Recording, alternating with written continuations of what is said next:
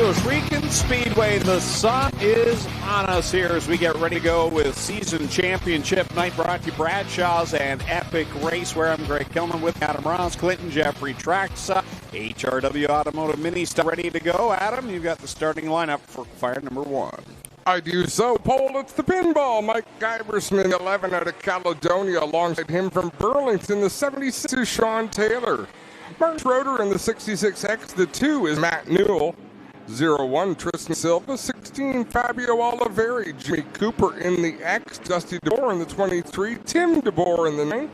265 is Mike Everett. 15 is Mark Thorne. 21X, Mark Design.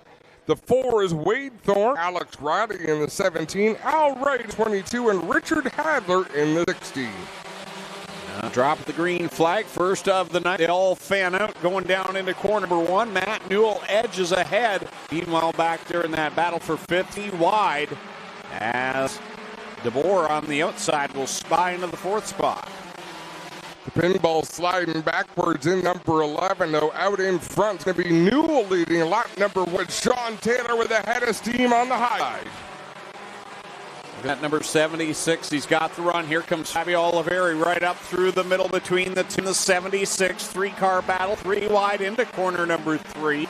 As they work it through the turn, Dusty DeBoer right there behind that 16 of Oliveri as this pack comes across the line for another lap. Fabio Oliveri leads lap number 2 with Sean Taylor pushing him down the front straightaway. I'm going to fix my timing and scoring so it shows me the race results and not the fastest time. Fabio Oliveri out in front off of corner number 4 with Taylor in the second spot. Dusty DeBoer riding in position number 3. These qualifiers brought to you by Halnor Mechanical for the HRW Automotive Mini Stocks. Tristan Silva up on the high side in that 0 machine. He's right now in the 5th spot. That's a great battle for second on back. Fabio Oliveri out in front. They reach the halfway mark of this one. 4 in, 4 to go. Fabio out in front over Dusty DeBoer. Sean Taylor riding outside line. Tim DeBoer now working to the inside of Tristan De Silva as the 4th spot. And right behind them is Martin Schroeder in that 66. Matt Newell's dropped all the way back to the 7th spot. He was leading at one point. Fabio Oliveri up on the outside, turning some impressive laps. 21.4, 21.3 among these leaders out there. Few cars straggling it back. But through the middle of the field, they are double wide from 3rd on back to 10th as a big clump of mud comes off one of the cars and explodes on the front stretch. Alex Riley in the blue 17 deep in this pack right now. He's second place in point coming into tonight. And it's this division that has the tightest battle for the championship. 11 markers between leader Jillian Hills and second place Alex Riley running in this heat. But he's back there mired in the 10th spot. 10th spot puts him into his invert position. The top 10 qualify. Everyone behind the top 10 line up in the order that they finish their qualifier in. Actually, that's not true. There's a main tonight for this class. Checkered flag. Oh, big fire under number 23. Yeah, big fire under the 23. Dusty DeBoer, that's getting out the red flag as Dusty still see a little bit of flame flickering under the number 23 there. That was a pretty good sized fireball. Have a look at the replay here as he comes through 3 and 4 and activates the jet engine.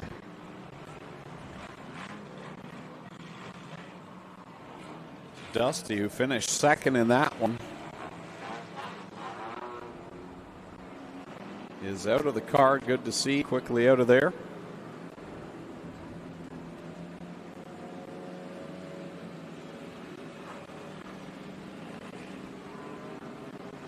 Dusty came in 6th place in points here tonight. Yeah, this doesn't bode well for Dusty as far as point standings go. Unless it was something like a fuel line or something like that that he'd be able to replace. But Clinton Jeffrey's on the spot. He's going to find out what he can find out. Well, Dusty DeBoer down here taking a look at the situation. All kinds of fluid on car, but I would assume that's from the fire extinguishers that have gone off. Dusty's talking to Brandon for the crew. Dusty, you know what happened here? I didn't even know anything was going on there. They just said red flag and said it was me, and I don't know, something caught fire. It looked like maybe some power steer was dripping on the header, but not too big of a deal, hopefully. No, you're good. We should be able to just push you off, I think, and get him back rolling. So we'll get a push truck behind Dusty DeBoer and get him to the pits. All in a day's work. Yeah, don't know what was going on. So, Greg, this is a good opportunity to talk about some of the rules. As you can see, they rip the interior right out of these race cars. But one of the important rules is the firewall. You have to be sealed off from the engine compartment, and that's exactly why. Close all those gaps so that when there is a fire, like we just saw, it doesn't come inside the car. Well, I just want to remark on that. That's why we won't let the Thunders or Minis run without a hood for the same type of reason. We can't hot fluids and flames rolling up into their face. It would not be sealed off, as you mentioned, Adam. Dave calling for the double up already. That explains why he was the only one in the entire place that wasn't concerned. The rest of us were. He didn't know what was going on, and that's a good thing. Second qualifier lined up, ready to go. Brought to you by Halnor Mechanical. And they're going to stop them on the back stretch here just for a moment. As I believe there's some fluid or something they're dealing with here on the front stretch.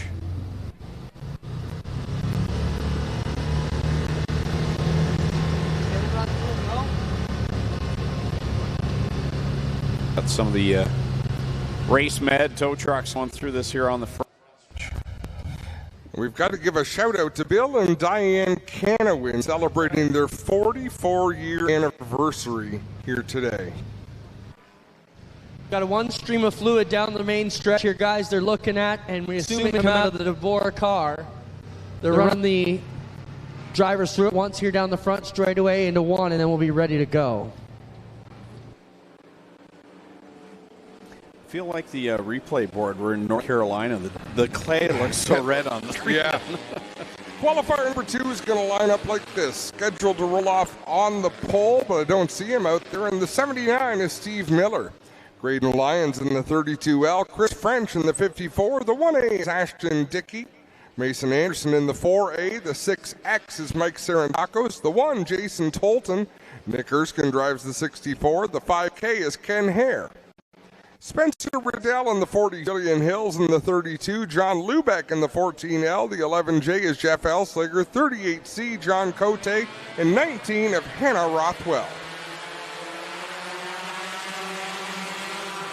Field wastes no time, crossing the line 4 wide for the lead.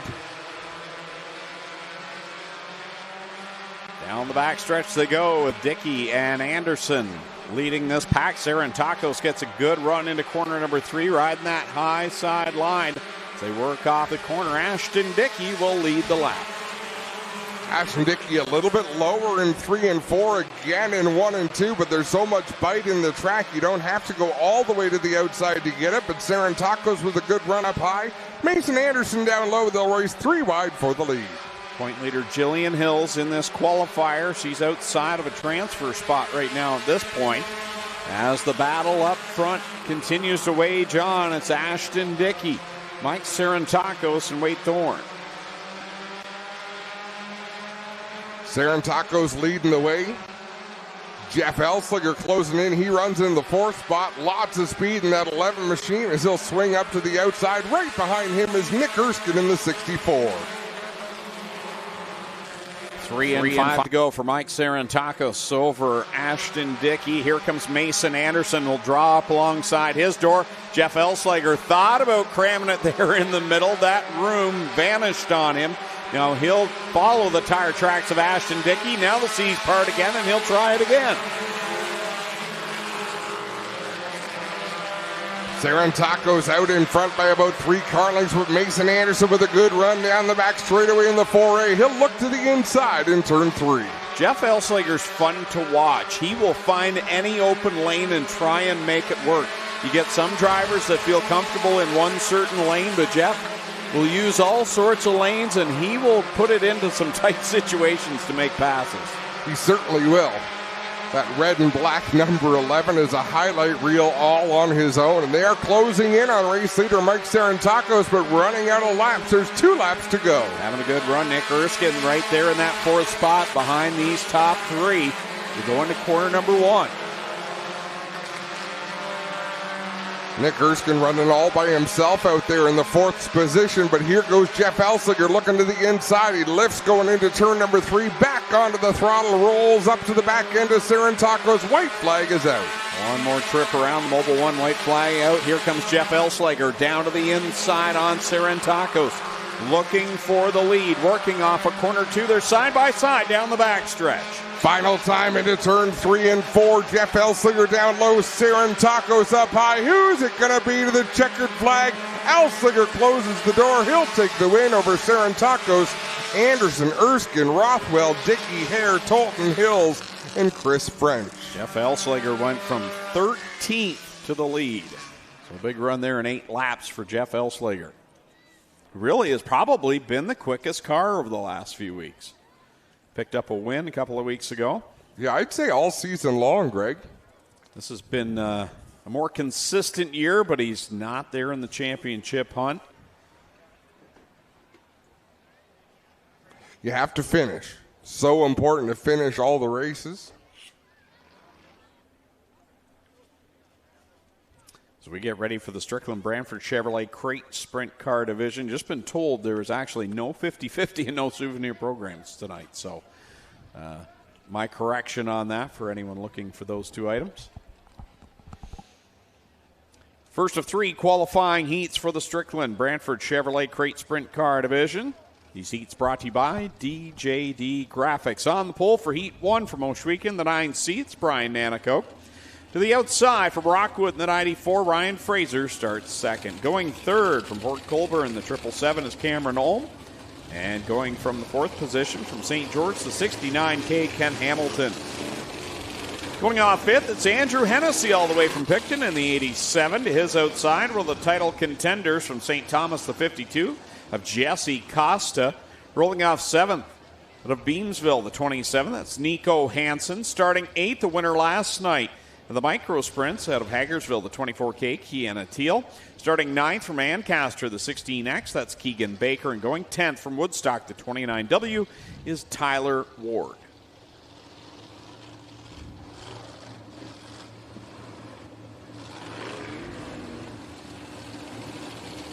Some interesting conversations going on in the pits earlier on, Greg. Brett Stratford got here.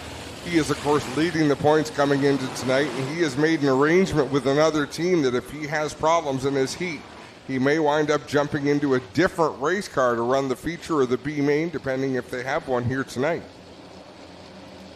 It doesn't look like they should. With 28 cars in attendance, all 28 will start the feature. Ready to go. Green flag, the first of 3 qualifying heats underway. Brian Nanakoke has had a lot of speed here in the last month or so. Jumps out to the early advantage. Cameron Ulm looking forward to this. He's been struggling with starting positions. As he improves, gets better and better, he's found himself mired deep in the field because he's not qualifying as well as he needs to. Well, tonight, he starts 3rd in this heat, so this is his opportunity to have a good run in the qualifier and be able to have a better starting spot for the A-main. Brian Nanakoke will come across the line to complete lap number 2. For Ryan Fraser, Jesse Costa rides in the 3rd spot. 2nd place in points is the 52 in that D&O Towing 52 machine. Jesse Costa holding a pretty wheel right now, running the high side through 3 and 4, but he's under attack from Cameron Ulm out in front. Brian Nanakoke, who's shown a lot of speed in recent weeks, he's leading this one and driving away in the 9C. All Brian Nanakoke at the cross flag, side by side for the 2nd spot. Ryan Fraser headed to the line, but Jesse Costa jumps ahead down in corner number 2. So put Costa to the 2nd spot. Brian Nanakoke about 15 car lengths, nearly half a straightaway ahead of Jesse Costa in that 2nd position as we have 5 laps complete already in this 8-lap qualifying heat. How fast is this track here tonight? This qualifying heat, Jesse Costa is under the track record with a 14.407. Brian Nanicoke down through 3 and 4. He'll see the white flag in the air. Jesse Costa's closing the gap. He's closing in on the race leader as they drive into 1 and 2. Nanicoke, Costa, 1 and 2. Costa's closing the gap, but he's running out of time as we go through 3 and 4 for the final time. Checkers come out. Brian Nanicoke will hold on for the win over Jesse Costa. Then it's Ryan Fraser, Cameron Olm, Andrew Hennessy. Then it's Keegan Baker, Deanna Teal, Tyler Ward, Ken Hamilton, and Nico Hansen. Wow, Jesse Costa got down to 14.317. That's a 10th under the track record held by Brett Stratford. A fast track tonight. And we already saw the 360 track record broken in hot laps earlier on tonight. DJ Christie held it for a little bit, and then the following group, Sean Evans, came out and set the new track record for the 360s. It's under 13 seconds now at a 12.946. So he knocks Eric Gledhill off the top of that pile, who was the quickest in 360s in history. So a fast race track here tonight. Second group onto the racetrack, brought to you by DJD Graphics. On the pole from Cortland, car number 5, Tom Pellizzari. To his outside from Thorold in the 71 is Brent Bigelow. Starting in third from Wainfleet, the 72 is Tanner Podwinski. Rolling off fourth from Hagersville, the 3, Devin Bacher. Going from fifth will be Cameron Thompson from Ohsweken of the 28T. Sixth spot from Jerseyville, the 53 of Logan Schwedick. Larry Gledhill lines up 7th. He's from Thamesford in the 14. Melissa Miller in the 38 from Ohsweken goes 8th. And starting in the 9th spot from Wainfleet, the 85C is Cam McKinnon. 9 cars, 8 laps the distance. Somebody's missing.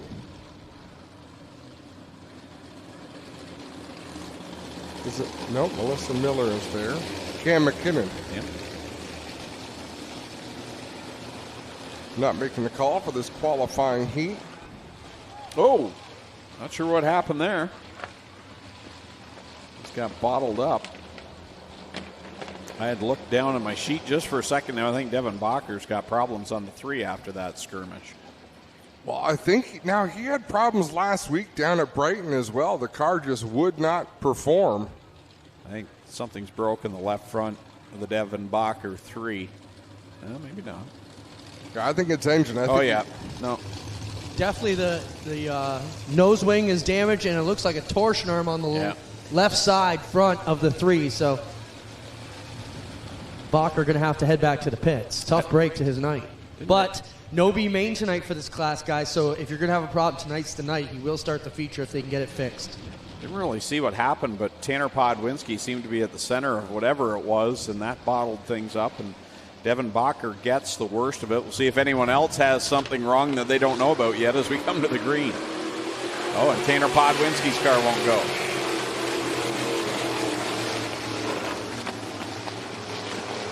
I thought I heard an engine not running quite right out there. I just had the wrong car. Podwinski going to limp that car back to the pit area out in front. Brent Bigelow leads the way over Pellizzari. Logan Schwedick running third. Melissa Miller fourth with Cam Thompson in fifth. Schwedick in front of Pellizzari holds down that second spot as these two go at it. Schwedick trying to close the gap on Bigelow, who will lead lap number 2. Great battle at the back of the pack. Cam Thompson has the 5th spot. Larry Gledhill trying to close in the 14. He goes for a slide in 1 and 2, loses a little bit of ground, but can Cam Thompson close in on Melissa Miller? Brent Bigelow, what a season he has had so far in that 71 machine. He's really not been a rookie at all. 3 wins this year already. It's 4th place in the points coming into tonight. Halfway home in this second heat race. Cam Thompson indeed closing in on Melissa Miller. Melissa Miller closing in on Pellizzari. Larry Gledhill trying to get in there as well. Miller makes a mistake in 1 and 2, loses a bunch of ground to Pellizzari. Now we've got a 3-car battle for the 4th spot. Logan Schwedick's been doing a really nice job here in the back half of the season. He took some time to get used to driving a sprint car in the first half. Still did a nice job then, but he's really come on stronger here, and he's solidly in that second spot right now. 2 laps to go, just 2 more times around as Larry Gledhill inching closer to the 28 at Cam Thompson. Thompson slides up in turn number 2, side by side down the backstretch.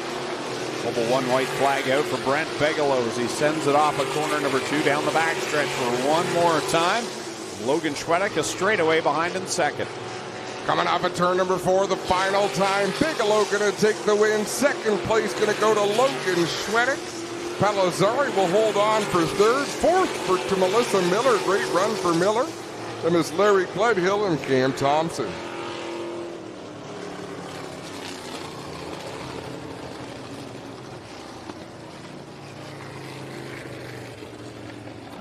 Tommy just messaged me. Dave Bailey just set the new Thunderstock track record as well in hot laps. That's how quick the racetrack is here tonight. So track records falling in 3 of the 4 divisions. We haven't looked at the mini stocks yet, but nonetheless, it is a fast track. And you want to see how fast the lap was for Sean Evans. He's only 9/10 off of the 4:10 sprint car track record set by Craig Kinzer back in 2010 at a 12:047, and Sean Evans' lap was a 12:946, so only 9/10 off from the 4:10. Pretty quick lap tonight for Sean Evans in that 360. Third and final qualifying heat onto the racetrack for the Strickland Brantford Chevrolet Crate Sprints. Starting on the pole, John Verney. Good to have him here tonight from Salmon Arm, BC in the 26. To the outside, the point leader from Wayne Fleet, the BS39, Brett Stratford. Starting in third from Baden, car number 2 is Travis Hofstetter, and Jeremy May out of Hagersville lines up fourth in the 11W.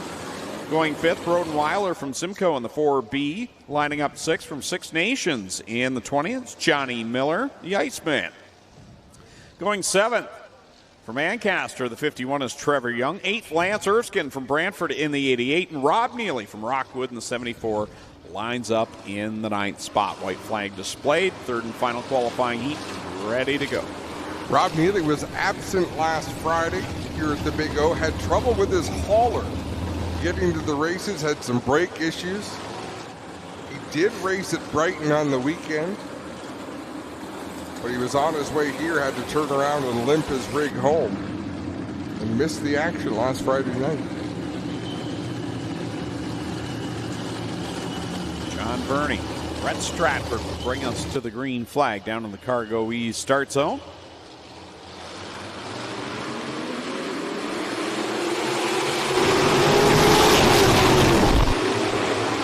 Verney out in front, Stratford in tow in the second spot. Travis Hofstetter slides into third just ahead of Johnny Miller. Wow, Brett Stratford didn't have much room, but he threw it in there, and he comes up the leader at the corner 4. He just proved he doesn't really care about points racing. No, he certainly does not. Although if he's got a backup ride already planned, he cares a little bit. Yeah, exactly. More than he's let on. Jeremy May trying to hold off Rob Neely. Couldn't do it there in turn number 1. Neely takes that spot. He'll immediately set out on Trevor Young in the 51. All Brett Stratford out in front right now. The battle is between the Iceman and John Verney. Johnny Miller on the bottom, Verney on the outside. Miller takes a second spot. Halfway home for Brett Stratford now for Miller as he'll clear Verney. And the run right now has been from Lance Erskine. Started in the 8th spot. He's worked his way up now to the 4th position and closing on John Verney. Roden Weiler goes for a spin in turn number 2, a half spin, but he's able to collect that car and carry on, but just about nosed it into the inside wall there in turn number 2. 5 on the board this time by. 3 laps left to go for the point leader. Brett Stratford over Johnny Miller, John Verney, and here comes Lance Erskine. He has closed the gap. Rob Neely, meanwhile, trying to work by Travis Hofstetter. Remember, Neely started at the tail, so he's made some moves as well. Yeah, Neely's moving on up through the field, but out in front, it is all Brett Stratford. Johnny Miller in the 2nd spot. John Verney's hung on to 3rd with Lance Erskine 4th as they go through 3 and 4 the final time. Stratford to the win. 2nd place will go to Johnny Miller. 3rd at the line, John Verney over Lance Erskine. Then it's Travis Hofstetter in the 5th spot over Rob Neely, Trevor Young, and then tonight Jeremy Mann, the 11W, and Broden Weiler completes the running order in the 3rd and final qualifying heat of the night for the crate sprint car division.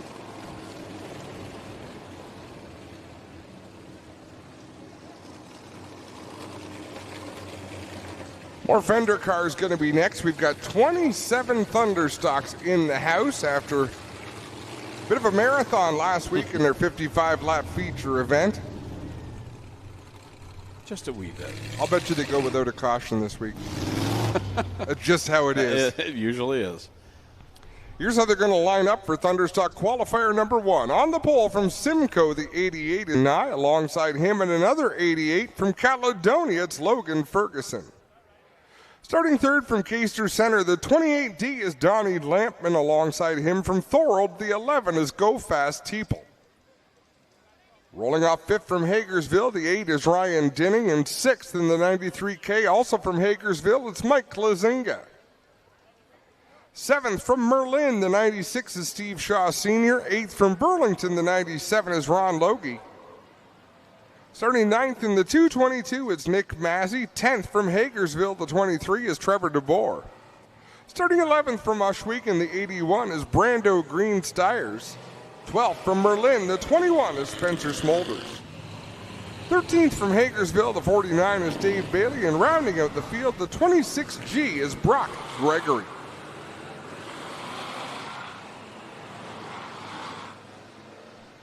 All cars qualify.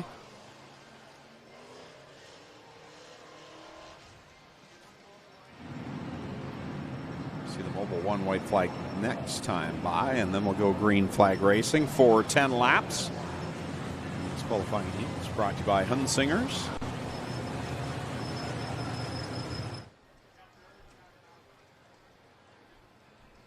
What a beautiful sky.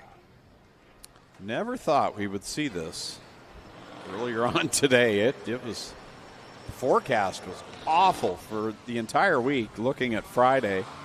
And then today it just gradually got better and better. And it still took a bold decision by Clinton Jeffrey to hang on, not cancel this afternoon when it was raining and it wasn't looking like it was going to get a whole lot better.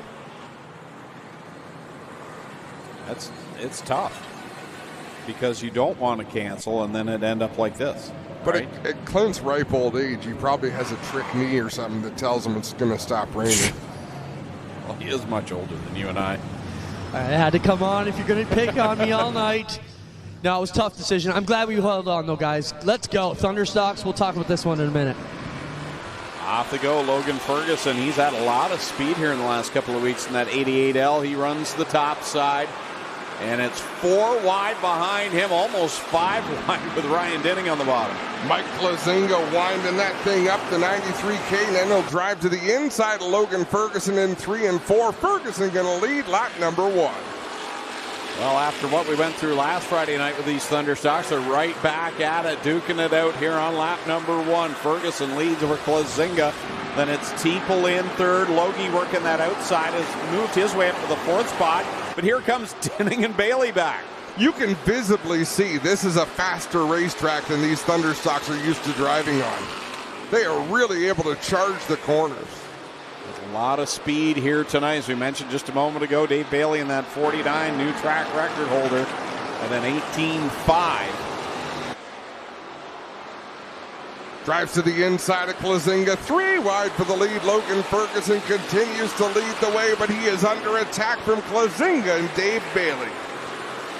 Logan Ferguson on that outside line stays ahead of Klazinga, but Bailey's gotten by him, edges ahead down in corner number 3 as they work it off the 4th turn. Coming across the stripe, it's going to be Bailey, your leader now, over Ferguson, Klazinga, Logie, and Teeple. Dave Bailey running that traditional low groove that we've seen him do so much great work in. Ron Logie moves up to the 3rd spot in that beautiful yellow and black 97. He'll set his sights on Logan Ferguson and drive to the inside. Halfway home for Dave Bailey in the 49. Brewster Baker's got that car booked up right around the bottom here tonight. This track is not really going to play in the favor of Ryan Beagle. He likes the dry slick.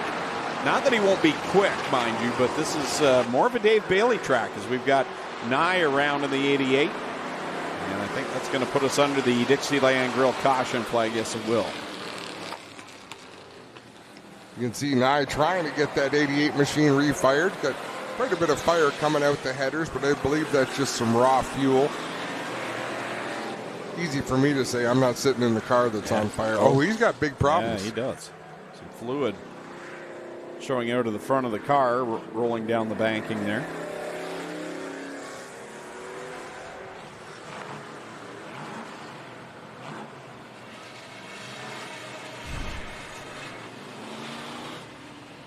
Have a look at the replay, and just looks like he went around on his own, but you have to wonder, whatever that fluid is, maybe it's part of the problem.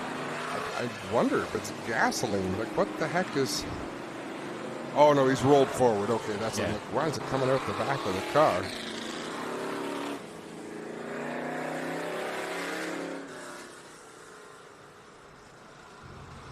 Down here, things appear to be all right, other than the puddle that's left here on the backside as Nye will pull the 88 car away.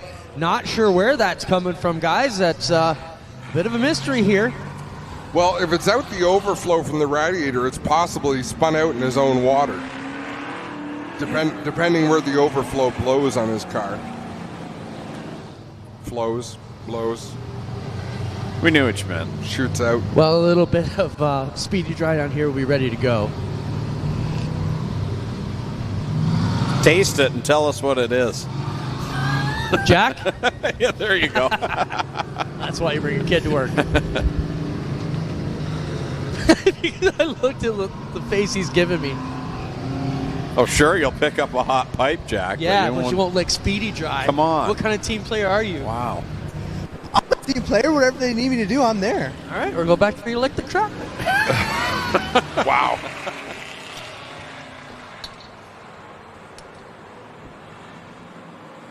Going back to the green flag with Logan Ferguson, Dave Bailey. Bailey, your leader on that outside.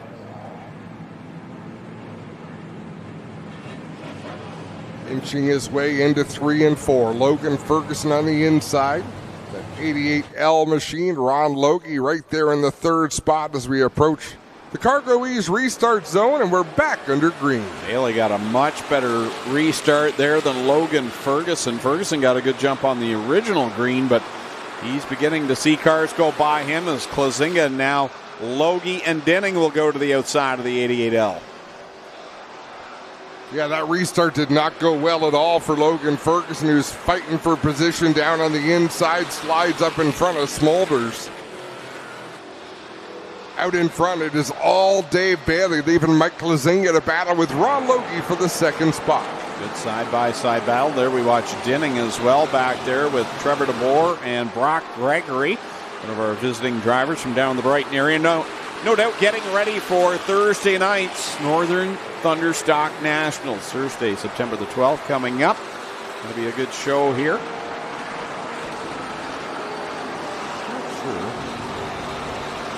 Bailey leads with 2 laps left to go. Running that middle groove as fast as lap at 18.748. There are about 8 usable grooves out here, and we've seen drivers exploiting every which one of them as the white flag flies. Still a great battle side by side between Ron Logie down low and Mike Klazinga up high for that second spot. Yeah, good side-by-side for second, and then another good battle for the 4th spot back behind that. Brock Gregory's gotten by both Trevor DeBoer and Ryan Denning. Now he'll step up high, and that allows DeBoer and Denning to the bottom as the checkers come out for Bailey. Ron Logie going to come home second. Mike Klazinga finishes third. Brock Gregory fourth. Trevor DeBoer fifth, and 6th through 10th. It's Denning, Smolders, Teeple, Ferguson, and Shaw.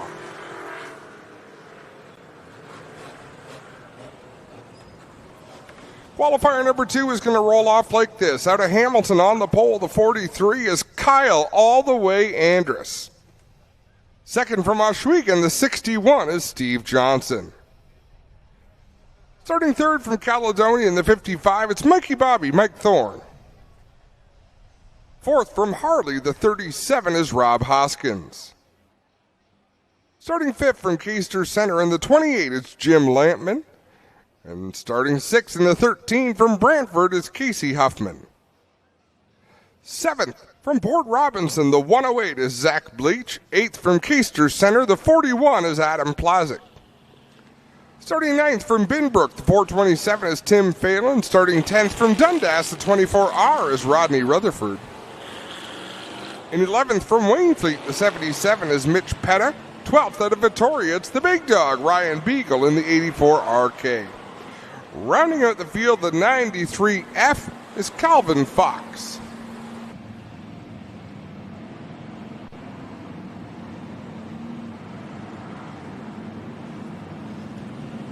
Coming to green, this time at a turn number 4. Carter Long looking them over, getting ready to let the green flag fly through the Cargo East start zone. Anderson Hoskins gets us underway, but right to the bottom goes Mike Thorne.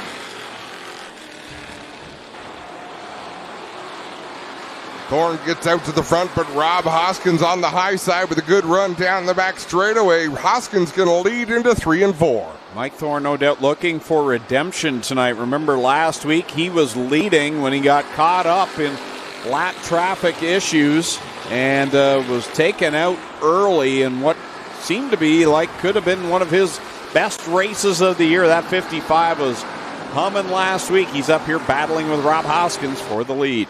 Couple of cars at the front that have been running really well.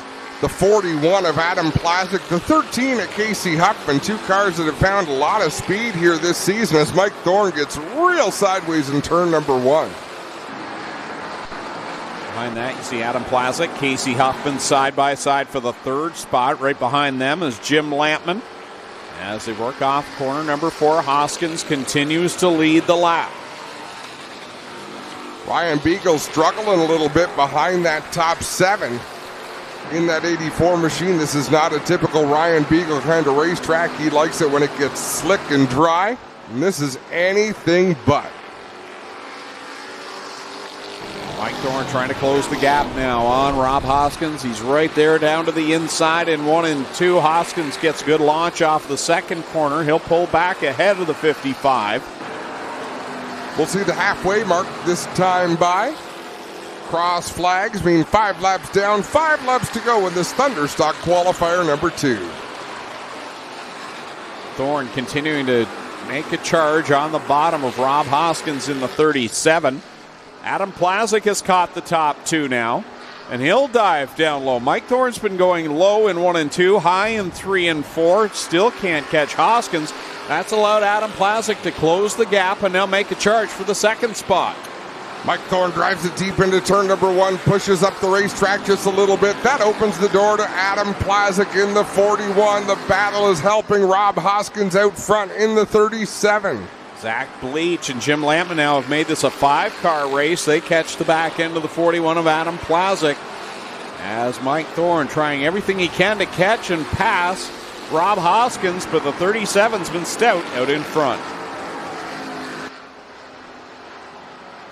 Thorne pitches it in deep in 3 and 4, tries to come down the racetrack, but Adam Plazik was there. 2 laps to go. Plazik's got Bleach all over his back bumper as they work down the backstretch. Oh, Jim Lampman had some issues in corner 2. That opens the door for Tim Phelan to move by. As Thorne still over the back bumper. 3 white cars out in front. Zach Bleach wants to ruin this party. One more time around for Rob Hoskins in the 37. Under attack from Mike Thorne and Adam Plazik. He'll lead them down the back straightaway the final time. Hoskins has been stout through this one. Led every lap. Here they come off of corner number 4. Hoskins going to hold on for the win over Thorne, Plazik, and Bleach, with Phelan getting the 5th spot over Jim Lampman, Casey Huffman. Ryan Beagle ends up in the 8th spot over Calvin Fox and Rodney Rutherford, and then Kyle Andrus, as well as Steve Johnson and Mitch Petta. So, no, Mitch Petta gets ahead of Steve Johnson at the line. That concludes qualifying for the Middleport Mechanical Thunderstocks. We'll send it down trackside. Clinton Jeffrey with a track report. Thanks a lot, Greg. Yeah, the track, hey, one thing I want to say, It is amazing tonight. We're breaking records, and as much as Zigger and Ricky want to tell you they planned that, we were all hanging in with the rain today. They were grading it between drizzles today, but what a great job it's done. The track looks very good. No major chunks, still a lot of bite down here, still dry spots, so it's kind of a little bit for everybody. If you like the tack, you're going to be able to find it. If you like it slick, it's there too. Quick mention about Jim Lampman, who was just in that last race. Jim sold his house here in Kaiser Center. They're going to be moving away 3 hours up north. Jim said he'll just be a part-timer in the future, but has enjoyed his time here at Ohsweken Speedway, and we're not losing him yet, guys. Yeah, good to hear he'll be back, and good for them as they move on to the next chapter in their lives. Staple here at Ohsweken Speedway for as long as I can remember being here and seeing Jim and then Donnie coming along. First of 3 qualifying heats. Brought to you by Plastic Auto Recyclers for the Cool Kids Ice and Water Core Pack Merchandising Sprint Cars. First heat lines up like this on the pole from Scotland. It's the point leader and unofficially, he's the champ. He's walked away with it this year.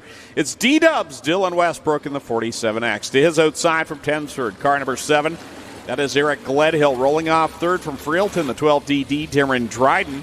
And to his outside, going off 4th from Tonawanda, New York, it's Matt Farnham in the 7NY. Starting 5th, John Burbridge Jr. from St. Williams in the 21. To his outside, DJ Christie from Beachville in car number 5. Going 7th, Ryan Conium from Burlington, the 46X. And one of our visitors from Ohio, Kelsey Ivey from Fremont in the 20I, starts in 8th. And Jamie Turner, new scheme on that car, car number 11, will roll off in the 9th spot. Mobile 1 white flag is out for Plastic Auto Recycler heat race number 1.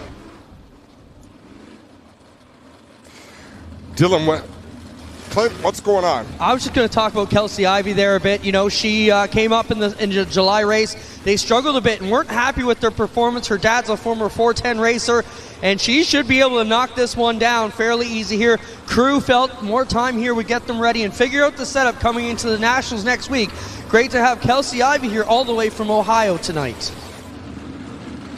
Yeah, pleasant surprise to see her out there in hot laps earlier on, and you can tell the Nationals coming. Drivers making their presence known a week early, getting that track time.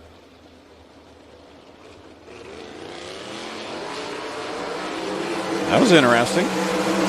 Dylan Westbrook, veteran driver. Didn't like the jump that Eric Gledhill got. And the best thing to do if you feel you've been duped is just not take off.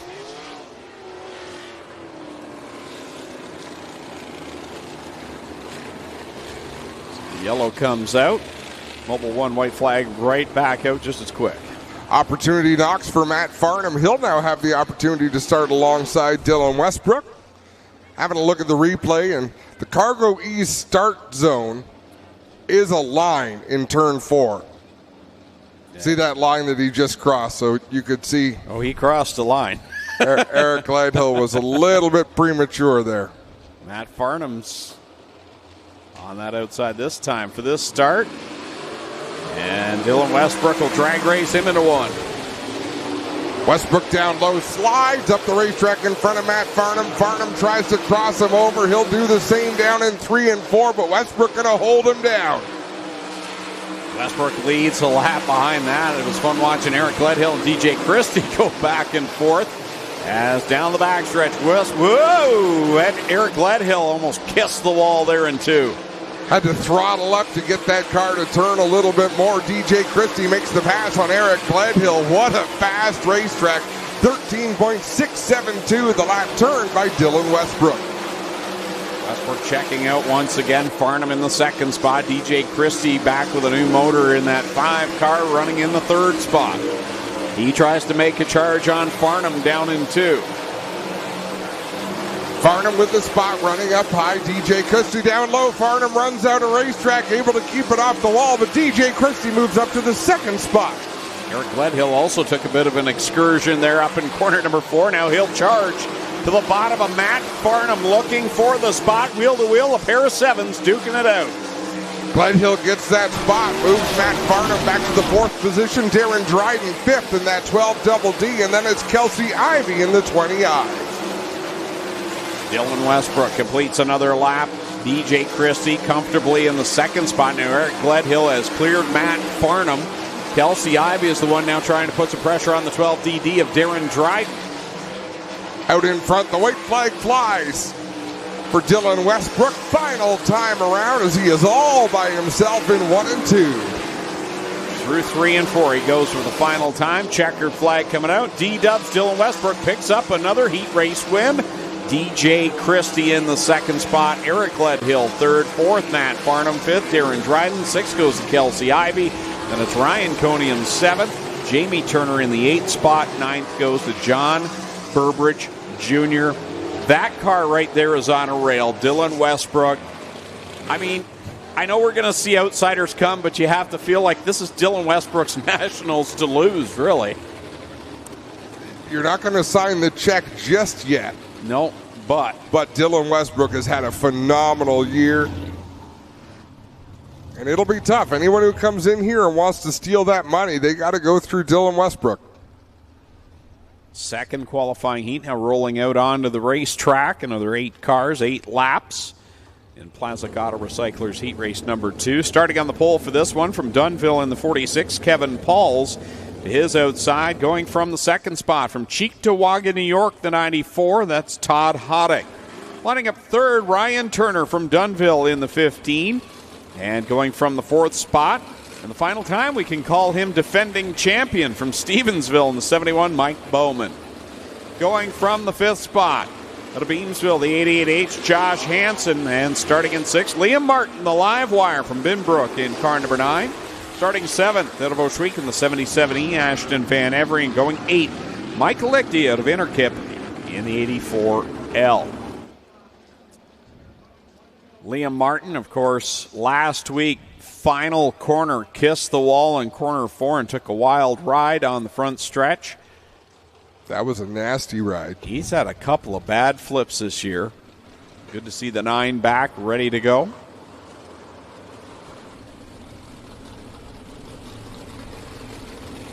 White flag is out. 1 long pace lap to go, and we will fire them off in turn number 4. Good to see Mike Lichty back in that 84 machine. A fresh white wing on the top of that after some calamity last time he was here. A fresh tail tank as well.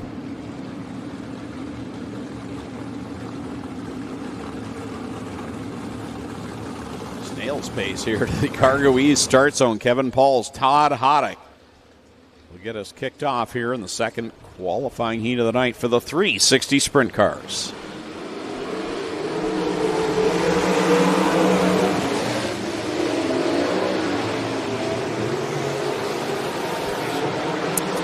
Kevin Paul started on the pole, and he is now outside of the top 5.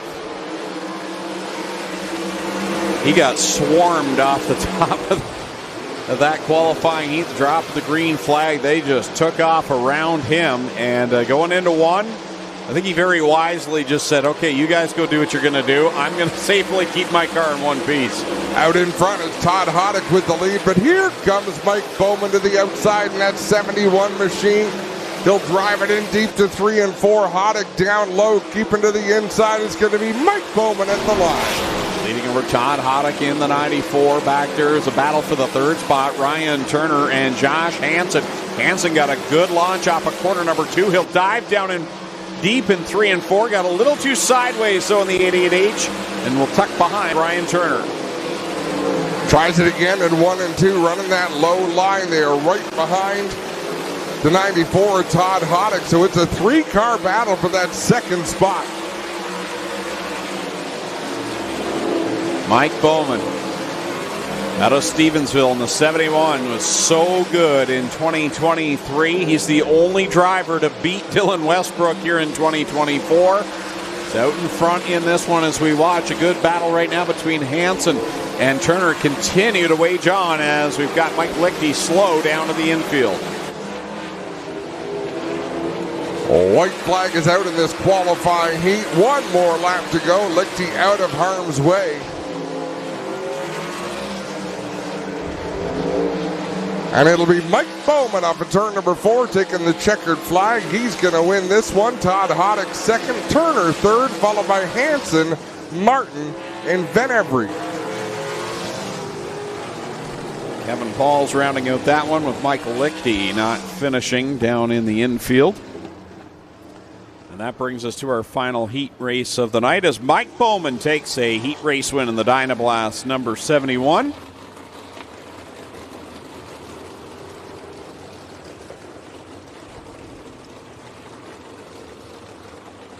Safety crew will have a quick chat with Mike Lichty down there, and then the country chip wagon coming along to give him a push.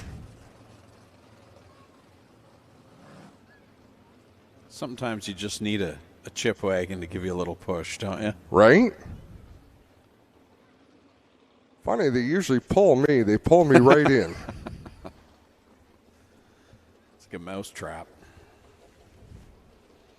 Third and final heat rolls out onto the Speedway, going from the pole in this one from Ohsweken in the 68. Aaron Turkey to his outside. This guy's been probably the biggest threat to Dylan Westbrook in the last month or so.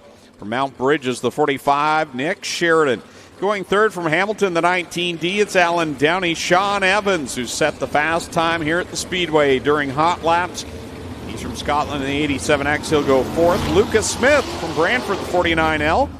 Starts in the 5th spot. Corey Turner, who's had some speed here in the last few weeks and challenging for a win. And that 17X, he's from Tilsonburg, starting in the 6th spot. Going 7th, Tyler Powless from Ohsweken, the 77T.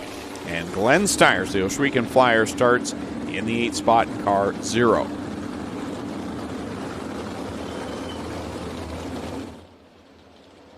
Coming down to the green flag through the Cargo East start zone. Aaron Turkey down low. Nick Sheridan up high. Lucas Smith does not get a good start there. Problems for the 49L. As we watch this battle up at the front, Sean Evans, Nick Sheridan. Sheridan leads lap 1. Sheridan runs the low line through 1 and 2. Sean Evans basically follows him in his tire tracks 3 and 4. Sheridan goes up to the top. Sean Evans runs the middle groove. Nick Sheridan out in front. Sean Evans in the 2nd spot. Alan Downey in the 19D rides in the 3rd position. Corey Turner and Aaron Turkey right now the top 5. Best battle on the track is Corey Turner with Aaron Turkey right behind him. That's a battle for the 4th spot. Turner has the position. Aaron Turkey trying to hang on, but he's got Glenn Stiers behind him and the Zero Machine looking to close in. Nick Sheridan sends it down the backstretch. He's been oh so close to beating Dylan Westbrook. He's had a lot of speed matching him there. Just needs a little bit more, and he is showing here in this qualifying heat all that muscle he has under the hood of the 45. Alan Downey closing in on Sean Evans the last time by. Well, last time Evans was a little bit quicker, but Alan Downey right there in his tire tracks. Down through 3 and 4. This time by, it should be 2 laps left to go for Nick Sheridan. Driver to Mount Bridges leads over Sean Evans, and Alan Downey is tracking him down to the 19D. Good to see some good speed for Alan Downey. Downey doing a great job out there running the bottom groove. He'll drive to the inside of Sean Evans into 3 and 4. White flag has been displayed for Nick Sheridan as he leads it down the backstretch for the final time. Sean Evans, Alan Downey, the battle to watch as we come to the checkered flag. Checkers fly for Nick Sheridan. Alan Downey took one last swipe, but Sean Evans will take that spot. Corey Turner going to come home 4th. 5th goes to Aaron Turkey with Glenn Stiers right behind him. Then it's Tyler Powless and Lucas Smith rounding out the field. So that concludes qualifying heats for all 4 divisions here on Championship Night, brought to you by Bradshaw's and Epic Racewear. We'll take a quick break, be back with the mini stock B main that's headed onto the Speedway.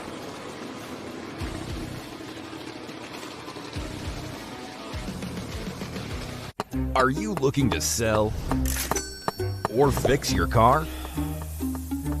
You can do it all with Kenny U-Pull. Whether it's running or not, we pay you top cash on the spot. We'll even tow your car off your lot. Need parts? Our yards have over 25,000 cars ready to be stripped and over 10 million car parts ready to be pulled. Find what you need at a fraction of the manufacturer's price.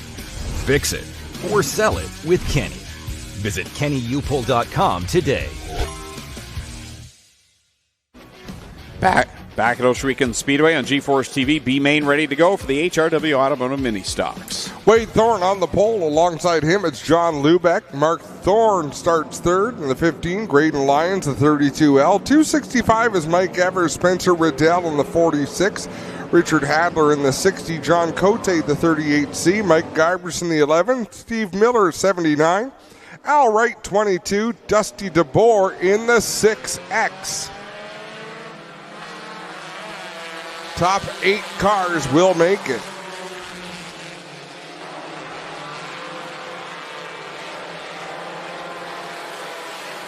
DeBoer trying to get the feel for that Taco 6 machine. You can see him get loose in turn number 2. He's got to get up into the top 8 if he wants to start the A feature and have a chance at maintaining his 6th place in the point standings.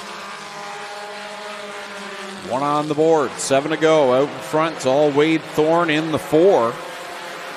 Has a win this year. Was he the winner last week? I've already forgotten. Was it last time? Has gone so fast. The Thunderstock feature really I know, right? wiped my memory of a lot of things. Look at this battle at the back. Remember, the top 8 get in. 7th and 8th right now, John Cote in the 38C. Richard Hadler in the 60 is Dusty DeBoer in that 6 machine. Slides up and makes contact with Steve Miller.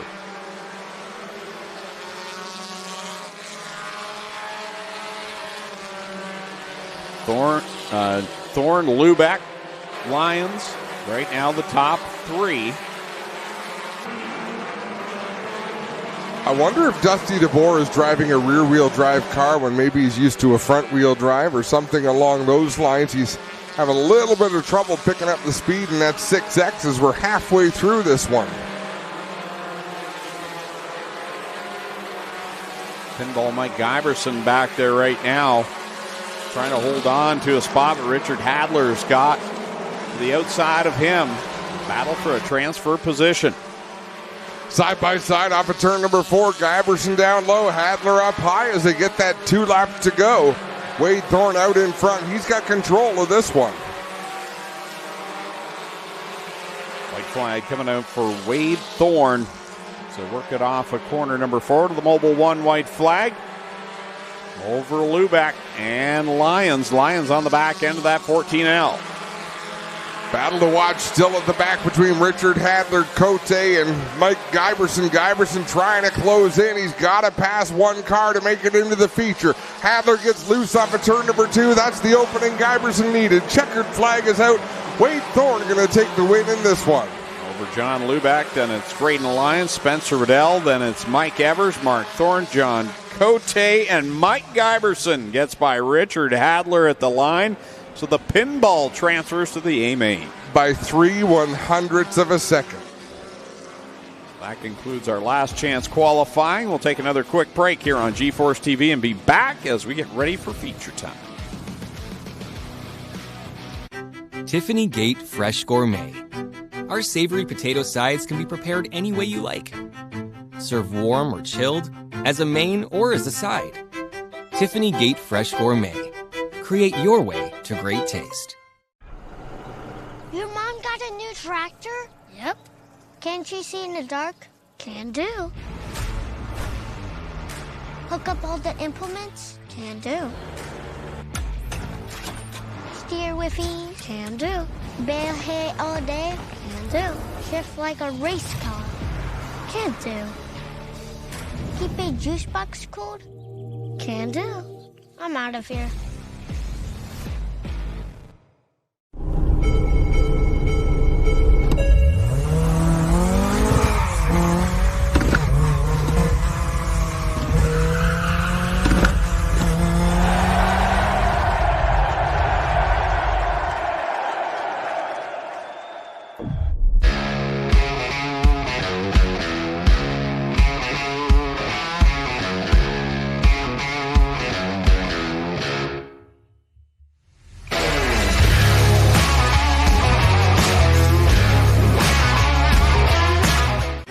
Tiffany Gate Fresh Gourmet. Our savory pasticides can be prepared any way you like. Serve warm or chilled, as a main or as a side. Tiffany Gate Fresh Gourmet.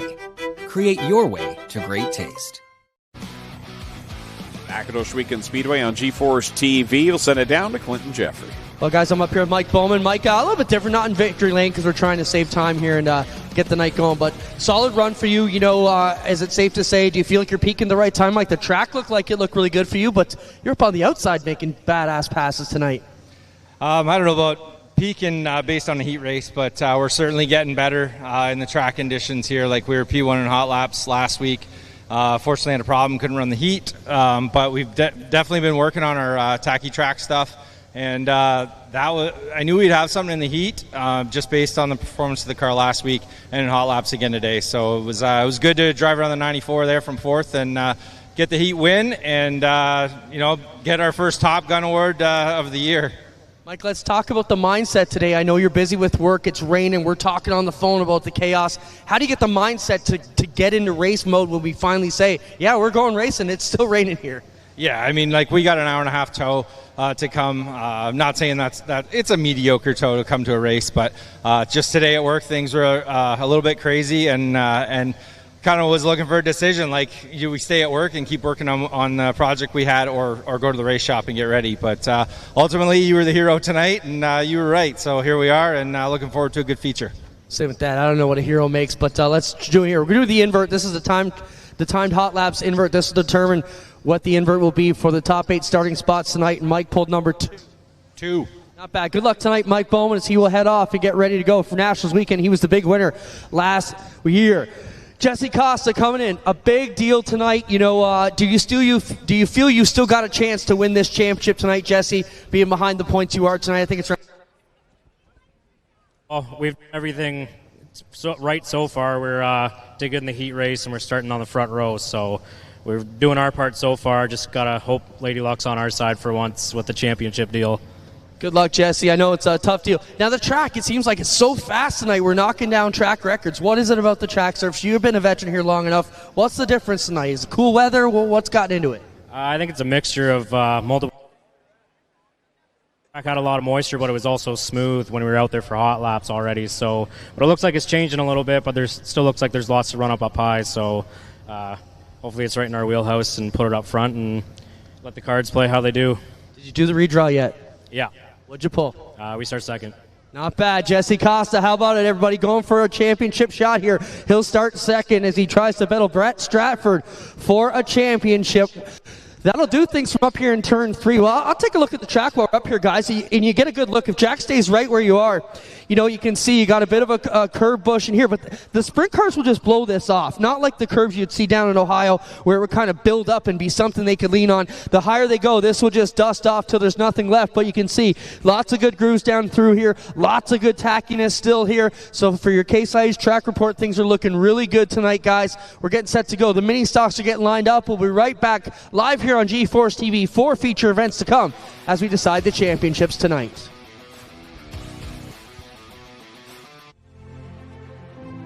Formal. 100 years of can-do. 100 years of milestones. 100 years of family. Generation after generation, its legacy lives on. The one for all since 1923.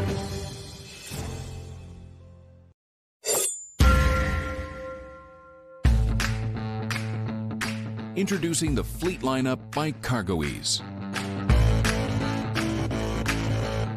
Our commercial and Titan Series slide come with weight capacities of 1,500 to 3,000 pounds and features HDPE Ultra Ply Deck, a 1/4-inch rubber mat, 8-inch aluminum side rails, a patented spring release T-handle, and L-hook fasteners. This is the CargoEase Fleet Lineup.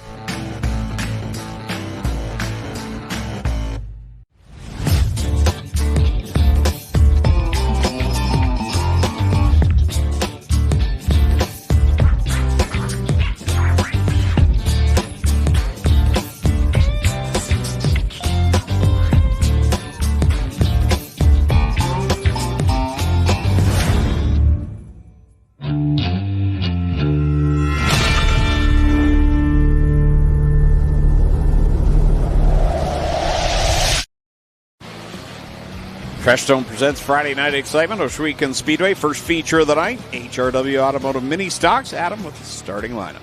On the pole from Burlington, the 76 is Sean Taylor. Alongside him from Beachfield, the 66X is Martin Schroeder. In third, the 54 from Stratford is Chris French. Starting fourth from Hamilton, the 2 is Matt Newell. Rolling off fifth from Brantford, the 1A is Ashton Dickey. Starting sixth from Watertown, the 01 is Tristan De Silva. Starting seventh from St. Catharines, the 4A is Mason Anderson. Starting eighth from Ancaster, the 16 is Fabio Oliveri. Jeremy Cooper starts ninth in the X Machine. He is from Chippewa. And starting 10th from Guelph, the 1 is Jason Tolton. 11th from Brantford, the 64 is Nick Erskine. 12th from York, the 9 is Tim DeBoer. 13th out of Niagara Falls, the 5K is Ken Hare. 14th from Dundas, the 32 is Jillian Hills. 15th from Caledonia, the 21X is Mark Bezine. 16th from Linden, the 11J is Jeff Elsliger. Starting 17th from St. Catharines, the 17 is Alex Riley. 18th from Welland, the 19 is Hannah Rothwell. Starting 19th from Waterdown, the 4 is Wade Thorne. Starting 20th from Port Colborne, the 14L is John Lubeck. 21st from Cambridge, the 32L is Graydon Lyons. 22nd from Caledonia, the 46, Spencer Riddell. Starting 23rd from Caledonia, the 265 is Mike Evers. 24th from Waterford, the 15 is Mark Thorne. Starting 25th in the 38C, it's John Cote. 26th from Caledonia, the 11 is Mike Giberson. 27th from Thorold, the 60 is Richard Hadler. And starting 28th from Paris, the 79 is Steve Miller. That is the starting lineup for the HRW Automotive Mini Stock Feature Event. 15 laps the scheduled distance. 11 points separate Jillian Hills and Alex Riley for the championship.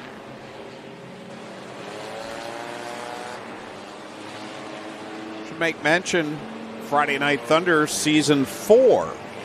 It's actually on the air right now on APTN, so if you're at home streaming it, you see a lot of folks watching two things at once. Catch Friday Night Thunder right now. If you're wanting to tune into that Season 4, set your PVR.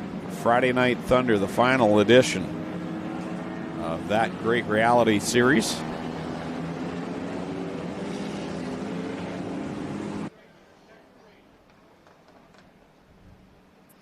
Working on getting the starting lineup sorted out.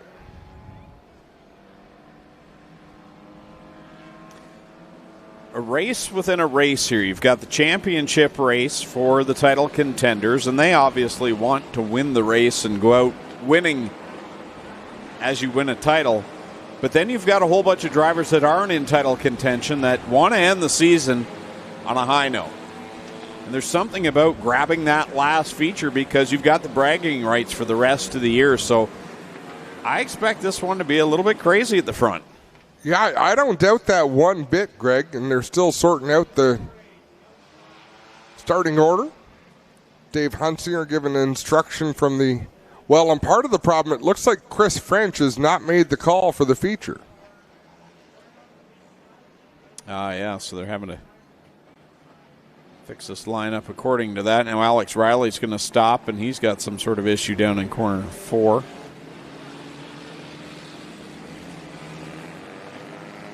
sure this is question related, not car related.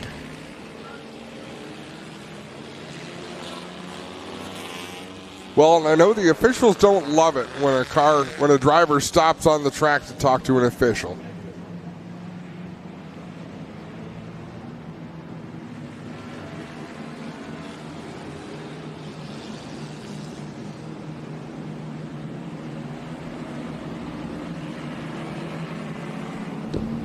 Guys, also want to welcome our friends from Epic Racewear here. Dan Bailey and the crew, pacing behind the Strickland's Pace truck. They've been providing all our winners this year with those great checkered flags you see flying off the side. Kind of cool souvenir to win a race. You get a Slack Victory Lane hat, you get an Epic Racewear flag to take home, which is, as a kid, man, everybody wanted that checkered flag. So we appreciate all the things Epic Racewear does for us. Champions will get free suits and all kinds of other bonuses here. So appreciate everything Epic Racewear does for us, the Speedway, and everything G-Force TV. Thank you, Epic, for all your supports for what we have going on around here. Great partner to the Speedway for sure.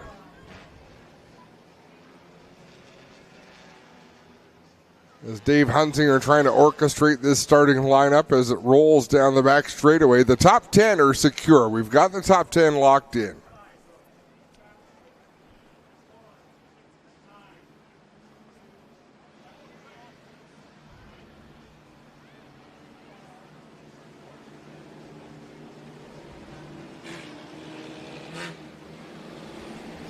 Jillian Hills coming to take her spot behind the 9 of Tim DeBoer.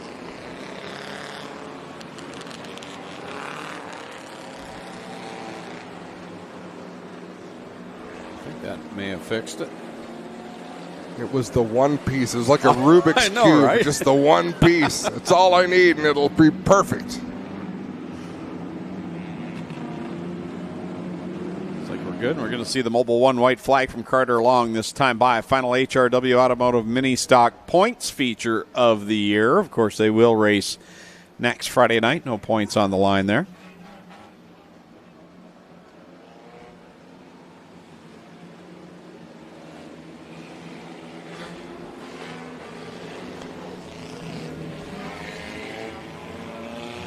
One more time around. Dave Hunsinger giving a heartfelt speech to the mini stock drivers, thanking them for a great season. Bet you he'll be yelling at them in 20 seconds. What the?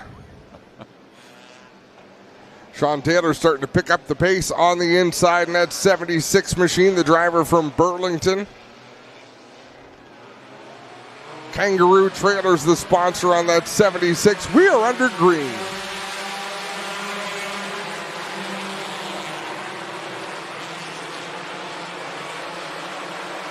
Not a great start for Sean Taylor. He slides up in 1 and 2. Contact between Jeremy Cooper and Fabio Oliveri down the backstretch. That sent drivers scrambling. I mean, they've been scrambling since the drop of the green flag. This is crazy out there right now. They head down into corner number 1. Schroeder out in front over Newell and De Silva. And then from there on back, it is a mess right now.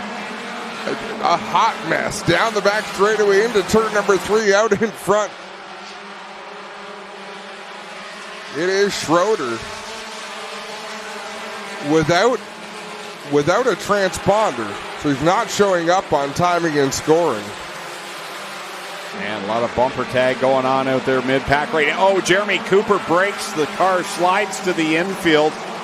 He's a winner here in 2024, but he's going to drop out early. They're still 4 wide mid-pack. Bouncing off each other, bouncing off whatever they need to keep themselves in the race.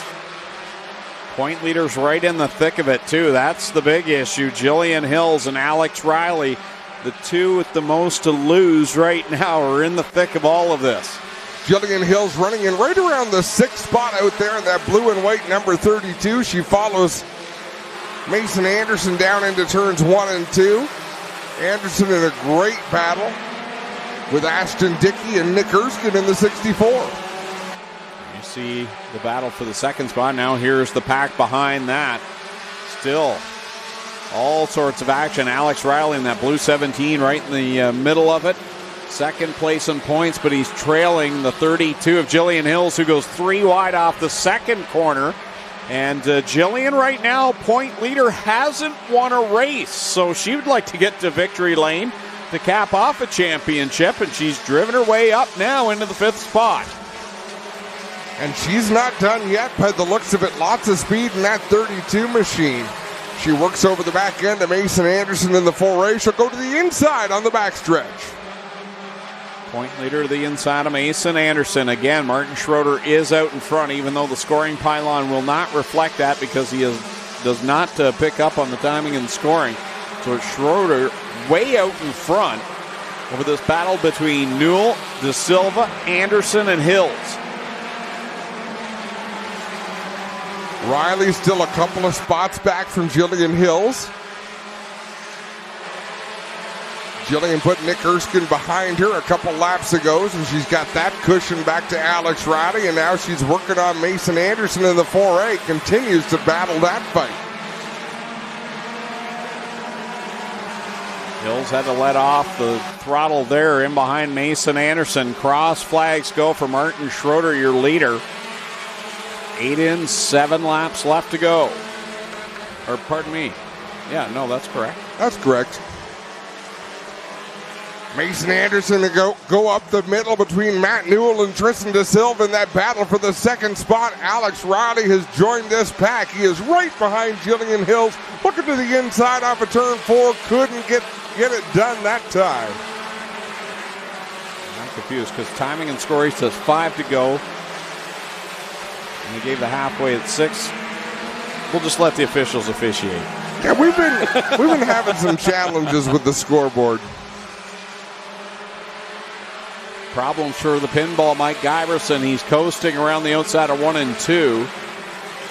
He should be able to get to the pit area, so we'll stay under the green flag. A fantastic race for second. Martin Schroeder's stinking up the lead battle because he's out all by his lonesome. But you've got a great fight right now. 3 cars for the second spot. I count 6 cars for the second spot. What did I just say? 3? 3 cars. 6. There's 3, there's 4, there's 5, there's 6.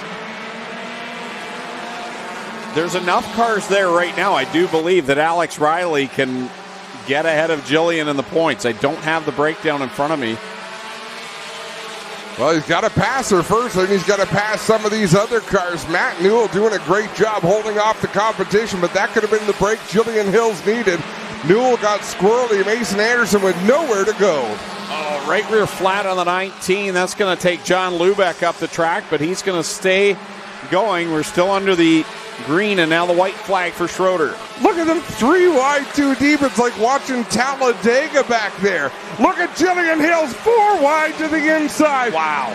Martin Schroeder out in front. He's going to take the checkered flag and the win.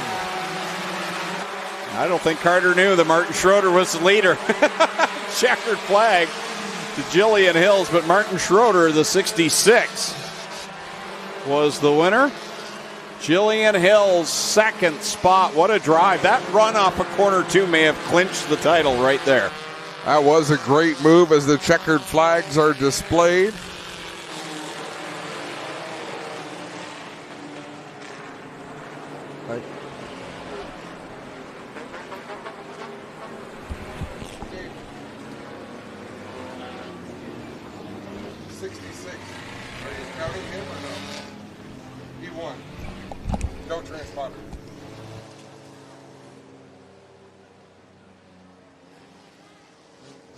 So Martin Schroeder, the 66, is your winner, but had no transponder out in front. So Jillian Hills is actually the runner-up. So Jillian Hills climbing out. She still gets to celebrate because she's the champ. She deserves the center of the pad as the champion. She just didn't win the feature. But that's okay. She should be excited. She should be jumping up and down. And we've got things sorted out there now. So Tristan Da Silva does come home in the 3rd position in the 0-1.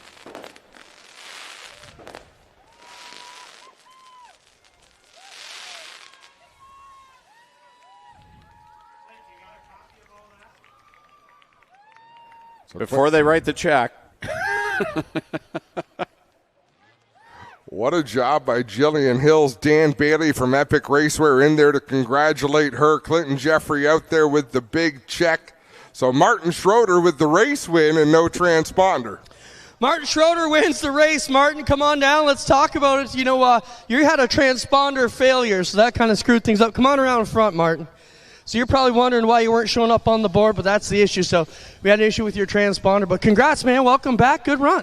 Yeah, thanks for having us. The track was amazing. You guys do a great job every year. I'd like to thank my sponsors. Yeah, I forget. That's all right. That's all right. Good job, Martin. Thank you. How about it for Martin Schroeder, our feature winner here tonight? We'll get over here and talk to second place. Jillian Hills is the champ. How about it? Where's my girl, race fans? Jillian, you've been doing this for a long time. Certainly one of the smilingest drivers we got here. We appreciate your attitude. You and your dad have been around a long time. What does it mean to be a mini stock champ here at Ohsweken Speedway? It's something I've been chasing. I've run mini stocks 3 different times and led all 3 times, but I've never got it done till today. Amazing. What a drive for you to come out and nearly grab this feature win. That was a wild race. I knew I had to get on the pad to win the race, and I saw Riley, and I'm like, I'd like to just beat him too. Good job, Jillian. Congratulations. Thank you. How about it for our HRW Automotive Mini Stock Champion, Jillian Hills? Tristan, solid drive for you. I mean, you've had some great runs this year. You got to be pretty happy with how your season went, no? Oh, yeah. I mean, we were up there in points all year. Yeah, we may not have a win early on in the season. We did get a second and a third, though, which kept us up there in that championship. As of last week, we went into points into third. After Wade won, we dropped us back to fourth. I don't know where he was out on track, but I'm crossing my fingers I got that spot back. I'm sorry, buddy, but I want it. It's been a hell of a ride. As soon as I got up to that outside line, I knew I just kept my foot to the pedal, and it would work out in the end. I really do got to thank all my sponsors, Let's Landscape, Jib's killing it, as well as Lega Chevrolet, as well as all the awesome people that continue to work on Tank. She's been out here for over 13 years, believe it or not, and she keeps running. If anyone remembers Brittany Mount Myers from this track, this is that car. It's our home built, and she's going to continue racing. Congrats, Tristan De Silva will be our third place driver. And how about this? Looks like Fang brought Jillian a bouquet of flowers even. That's kind of nice of you, Fang. Well, that'll do it for Slack Lumber Victory Lane for HRW Automotive Mini Stocks. Don't forget they are on the card next Friday night as part of Nationals Weekend. We'll be right back live here from Ohsweken Speedway. 3 championship features to come. It all started for us at the racetrack, from dirt to water. We have continued to keep the adrenaline and drive to make sure that we are always in the forefront. We are driven to give our customers the absolute best in service, products, and memories with your family. No matter what your passion is, whether it's on the water, in the dirt, on the snow, or on the road, we will always be here welcoming you over and over again through the doors here at Lockhart's. You're not just a customer here, you are part of our team. My family came over here from Germany, and my grandpa Arnold Lushen bought this 1953 Super M. This is the first tractor that I actually drove and used on the farm. If somebody said, Mark, I'll give you an 80 acres that's worth $1 million, would you give me that tractor for that 80 acres? No amount of money would buy this tractor. My grandpa made the comment before that that was the tractor that built Lushen Farms.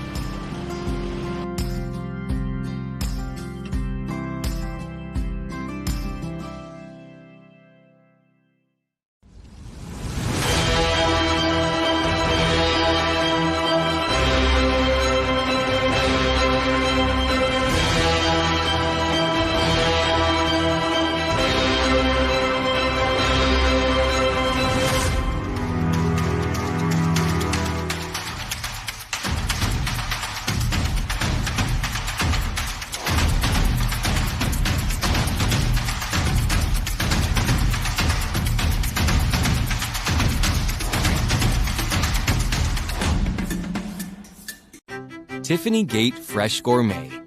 Our savory potato sides can be prepared any way you like. Serve warm or chilled, as a main or as a side. Tiffany Gate Fresh Gourmet.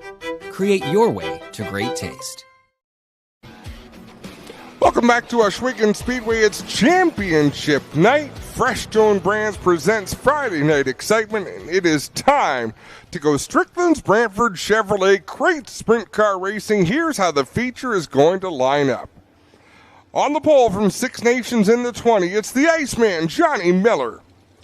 Second from St. Thomas, the 52 is Jesse Costa.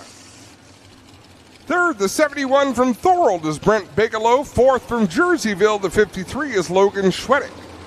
Starting fifth from Brantford, the 88 is Lance Erskine. Sixth, out of Ohsweken, the 9C is Brian Nanakoke. 7th from Ohsweken, the 38 is Melissa Miller. 8th from Wainfleet, the BS39 is Brett Stratford. Starting 9th from Rockwood, the 94 is Ryan Fraser. Starting 10th from Cortland, the 5 is Tom Pellizzari. In 11th from Salmon Arm, British Columbia, the 26 is John Verney. And starting 12th from Thamesford, the 14 is Larry Gledhill. 13th from Ancaster, the 16X is Keegan Baker. 14th from Rockwood, the 74 is Rob Neely. 15th from Port Colborne, the 777 is Cameron Ohm. 16th from Picton, the 87 is Andrew Hennessy. Starting 17th from Baden, the 2 is Travis Hofstetter. 18th from Ohsweken, the 28T is Cameron Thompson. Starting 19th from Hagersville, the 24K is Kiana Teal. Starting 20th from Woodstock, the 29W is Tyler Ward. 21st from Ancaster, the 51 is Trevor Young. 22nd from Wainfleet, the 72 is Tanner Podwinski. 23rd from Hagersville, the 11W is Jeremy May. 24th from Simcoe, the 14B is Broden Weiler. 25th from St. George, the 69K is Ken Hamilton. 26th from Beamsville, the 27 is Nico Hansen. 27th from Hagersville, the 3 is Devin Bacher. And rounding out the field from Wainfleet, the 85C is Cam McKinnon. Welcome back, Craig Callan. Hi. How are you now? Much better. I bet. How did I make it all last week? But I don't know. Not even through one feature tonight.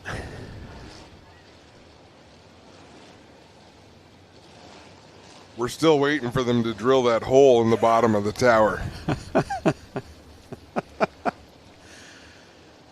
Do you think there's any announcers on the planet that talk about their washroom breaks like we do every week? I think there are numerous ways in which we are the exception to the... That's true. Good or bad. I swear I thought you were going to ask if you thought any announcers were actually using the hole in the floor. Efficiency matters. Trust me, it's crossed our minds a few times. All right, we're going to go green at a turn number 4. Johnny Miller on the pole in the 20. Jesse Costa alongside in the 52.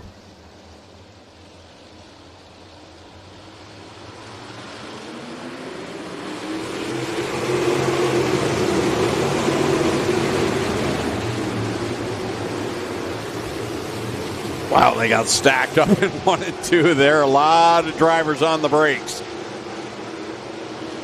Somehow still clean and green. Everybody did what they needed to do. Oh, bad crash. Right into the cockpit area of Tom Pellizzari. I believe Larry Gledhill might be the other car up there.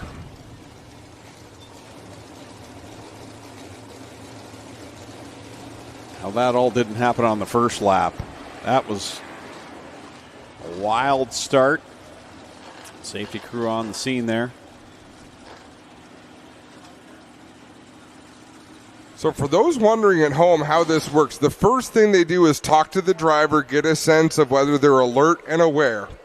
If they're alert and aware, and they want the car tipped back over onto its wheels, that is what they will do. Let's have a look. It's the right side of your screen, and Larry Gledhill made some contact and just went for a long series of flips.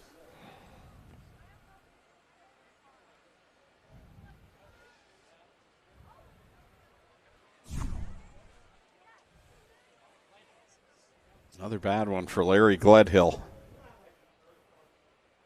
Clinton Jeffrey is down on the scene, and Larry Gledhill visibly upset.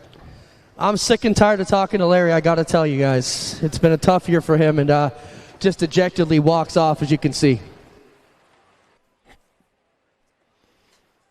Car mangled, but thankfully it did its job. And Larry's able to walk away. That is the main thing right now. That's probably not going through his mind. You know, obviously you get out of the car and you're upset, but for the rest of us, we're happy to see him walking. 'Cause look at that. That wing's torn up, but it did what it needed to do, too. It dissipated a lot of the energy in that crash. Front end really bent up hard. Zigger is so happy right now. Zicker, smile for me. He's honking the horn, eh? He couldn't wait to use this toy, but it is not the way it wanted to go.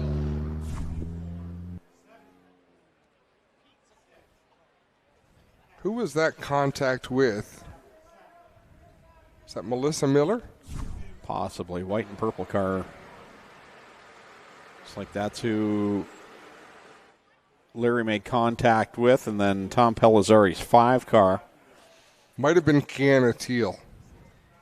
Yeah, I'd have to see that again.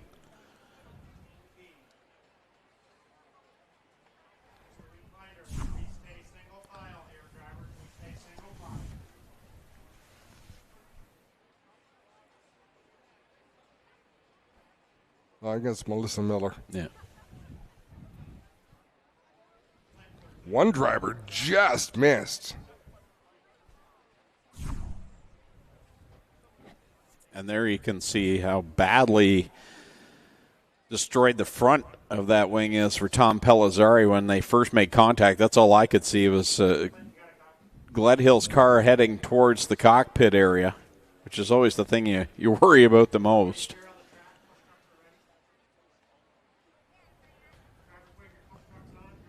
Looks like we're ready to go back to yellow flag. We'll get the field pushed back off. 1 lap is complete in this 20-lap crate sprint car feature event.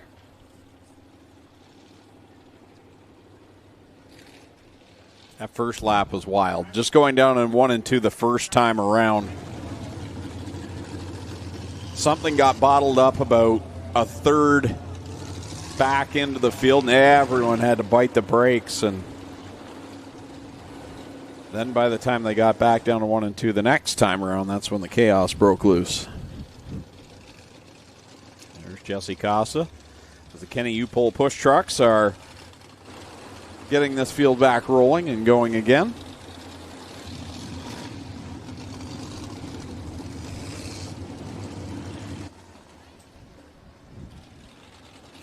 Could tonight be the night that Johnny Miller sneaks out his first career win? That would be huge, wouldn't it? He's been running really well. But the hot shoes are all at the front of this one. Jesse Costa, Brent Bigelow, Lance Erskine.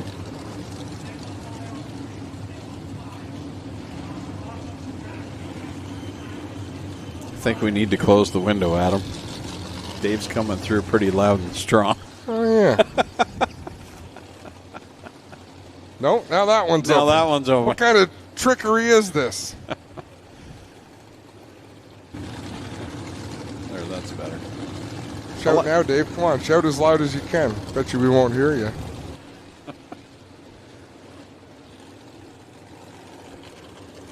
That was funny. A double pane window, so I pulled one pane, the other one's open, so I pulled this pane, the other one's open. They're trying to trick me. It's like a drive-through window, except there's never any food comes out of it. Right? I think it's broken. Raising the bar delivered another fine meal here tonight. Notice you never partake, Greg. I'll eat before I get here.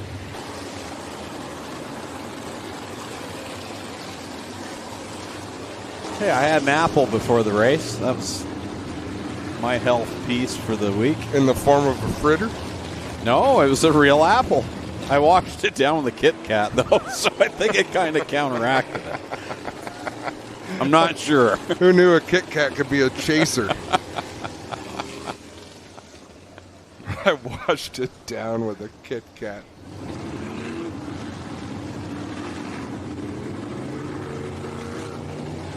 Zigger's back with the spatula.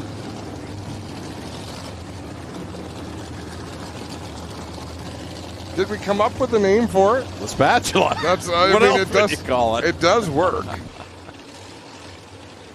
It's very sinister looking. Like, look down there. It looks like an evil. We should open up Uncle Ziggy's Pizzeria.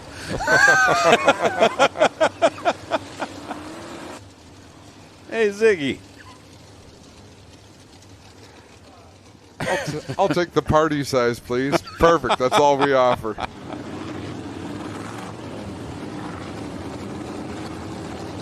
So this will be a single file restart. One lap was completed. Jesse Costa doing what he needs to do. Go out and win and let the rest come as it may. That's exactly what he said in his interview with Clint. That's all he can do. You race as hard as you can, the points will take care of themselves. Yep, that's the truth. Johnny Miller right there. The Iceman. I would like to see how excited he would get over a win, because I don't think I've ever seen him excited. I don't know if he would or not. He'd be pleased. He'd have a classy smile on his face. Now down the hill goes Jesse Costa, brings us back to the green flag. Single file past the cone. A few drivers had to bottle up a bit just to get single file past that cone. Out in front, Jesse Costa leads the way, running that high groove. Trying to get to second is Brent Bigelow in the 71. He'll battle alongside the 20 of Johnny Miller. Now he'll get up to that second position. Logan Schwedick trying to come through as well. Schwedick, former Thunderstock driver. He knows how to get it done in the 8-cylinder Thunderstocks, but here he is running in the third spot, racing with the best of them. And that 53 right behind Bigelow and Costa. Caution flag, Dixieland Grill caution flag. John Verney around in corner number 2. Tangled with Melissa Miller in the 38. And up Nico Hansen. Where is Nico? He's up in 4. Turn 4. We're down on the Verney 26.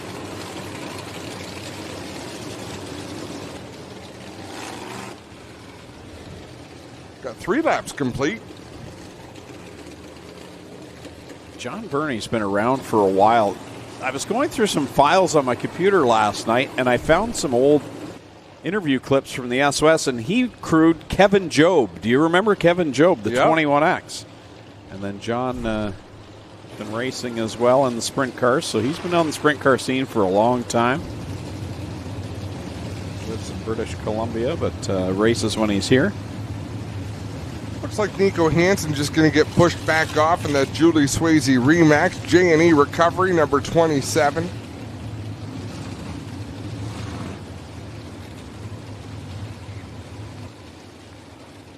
Uh-oh. Here comes Uncle Ziggy.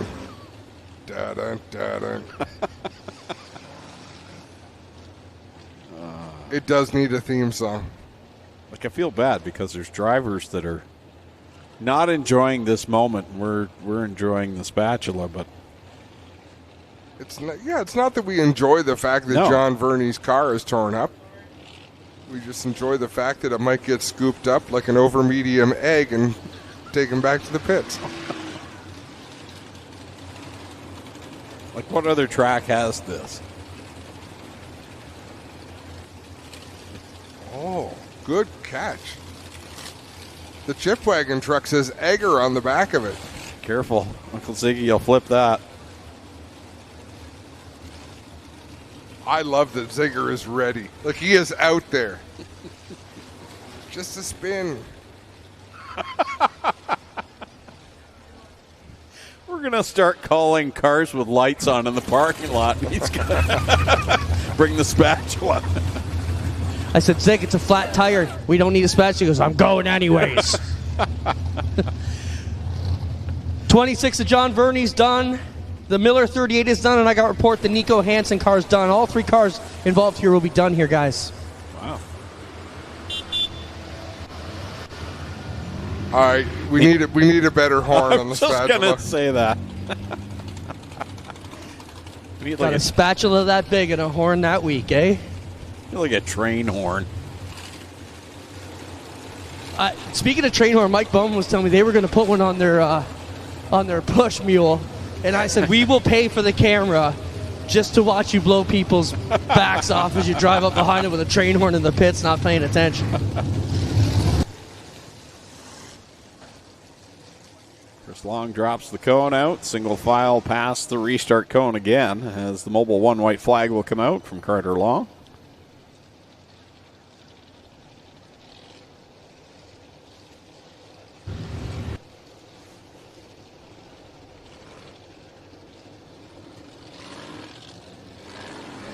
Jesse Costa leads the way in the 52, Brent Bigelow in the 51, Logan Schwedick in the 53, Johnny Miller in the 20, Lance Erskine in the 88.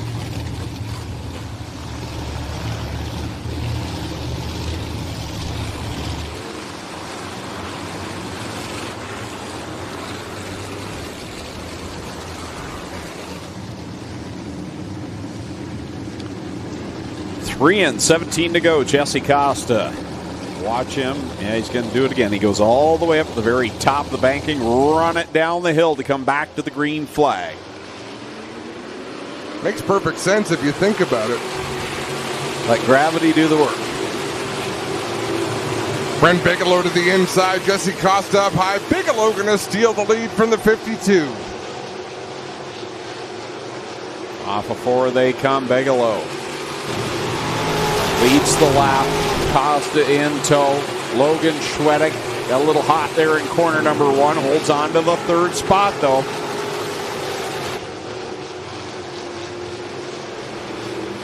Brent Bigelow doing a great job out in front of that 71. He's found a line that works well. Jesse Costa up on the high side, but losing a little bit of ground every quarter. Logan Schwedick settled into the 3rd spot.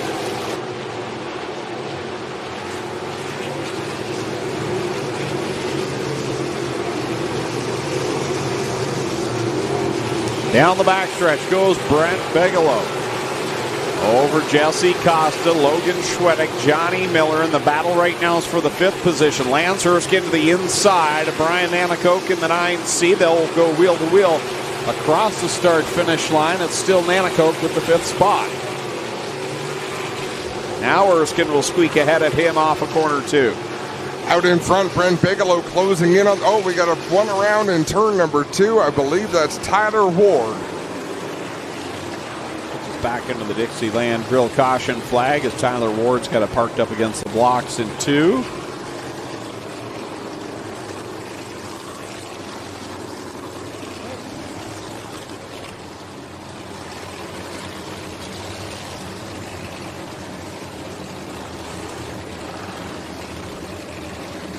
You sound inquisitive. Well, it seemed like we completed more than 7 laps. So we have a replay there, a Tyler Ward going around in turn number 2.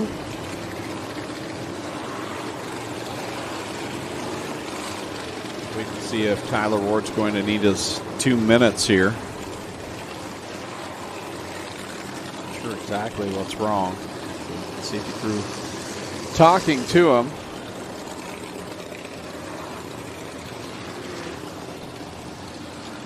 Ziggler's out there again.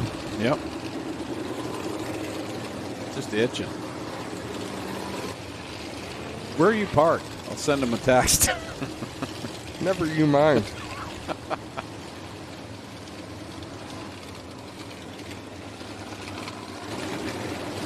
So, whatever's wrong with Tyler Ward, the front end issue is the tow truck getting backed in there. I don't know if it's a left front issue or. Well, I think he clipped the wall. They're going to need 2 minutes in the work area for Tyler Ward, so we'll take a quick break here on G-Force TV and be right back at Ohsweken Speedway.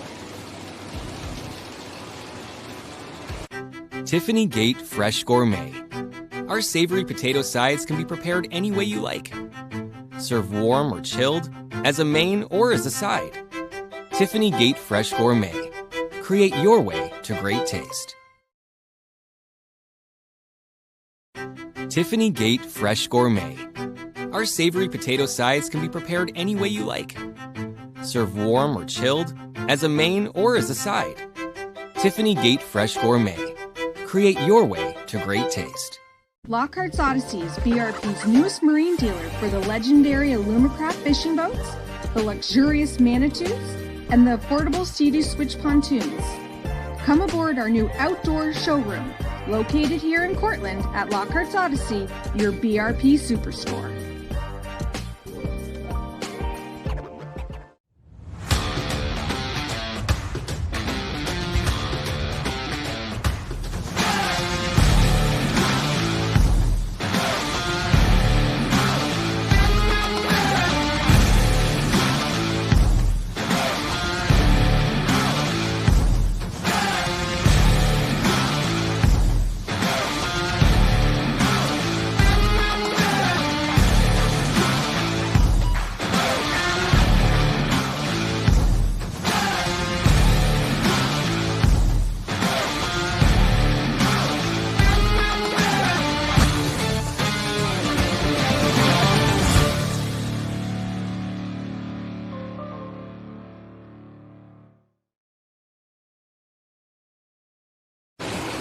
Back at Ohsweken Speedway, Freshstone presents Friday Night Excitement. Mobile One white flag's been displayed. We're coming back to the restart. Single file past the restart cone.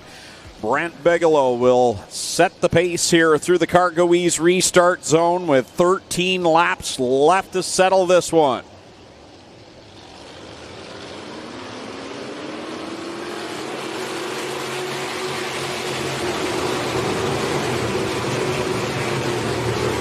Bigelow with a great launch. Jesse Costa back to the line he was running previously, way up on the high side. Logan Schwedek hanging on to that third spot, but here comes Johnny Miller. And Johnny Miller fighting back to get back into a podium position here.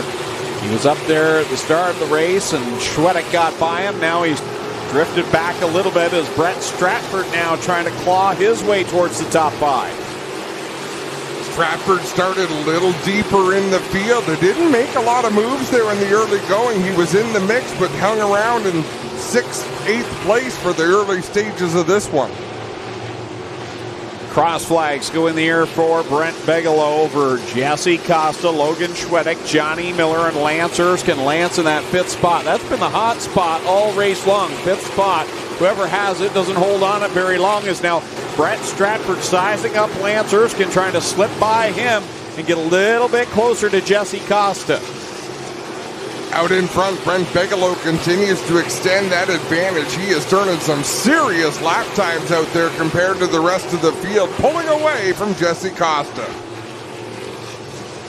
12 on the board, 8 laps left to go for Brent Bigelow, looking for win number 4 on the year. Oh, way out to the wall goes Trevor Young, and 4 gathers it up. Cam Thompson had to make it skinny down the front stretch to get by. Everyone's clear. We stay green. That was a Mighty Waves moment of the night.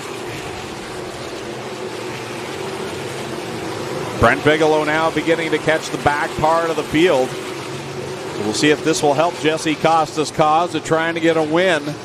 Oh, Bacher goes off the track in front of the leader. He'll go up into the hay bales and put us back into the Dixieland Grill caution flag. So much for the lap traffic playing into the hand of Jesse Costa. Just as Brent Bigelow got into the lap traffic, Bacher goes around in 1 and 2, brings out a yellow flag.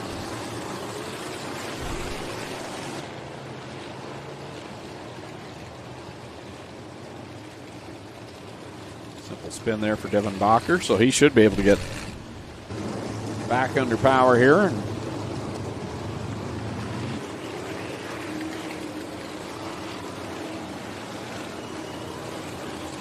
Crew on the scene, get him out away from the bale so he can get a push from the Kenny U-Pull push truck team.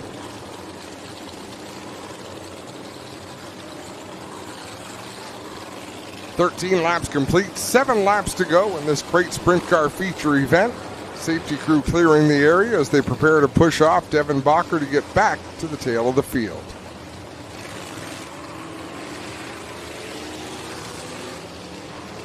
Really thankful for Kenny U-Pull being our push truck sponsor, but I have to say that's been the hardest thing to say all year. Kenny U-Pull push.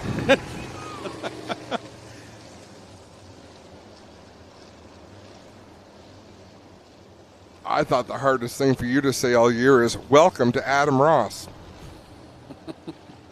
No? I thought you were going to say no to ice cream. I don't think I ever have.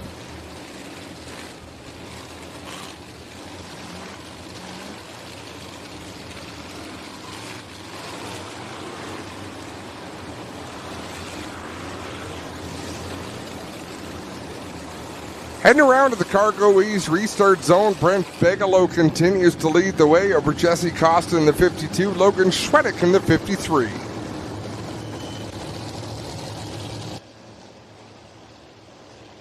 Boy, Costa's right out there.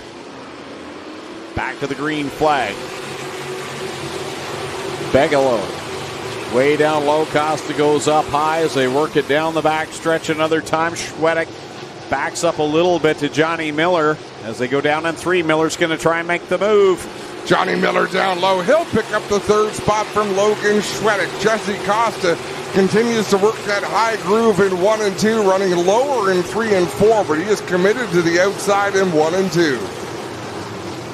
A little bit deeper. Brett Stratford right now rides in the 7th spot as he's trying to get by Keegan Baker, but he's under pressure from Ryan Fraser. Brett struggling a little bit tonight with that BS 39.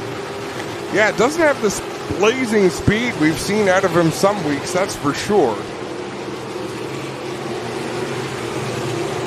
Out in front, Bigelow continues to lead. He's about 0.3 of a second a lap faster than Jesse Costa.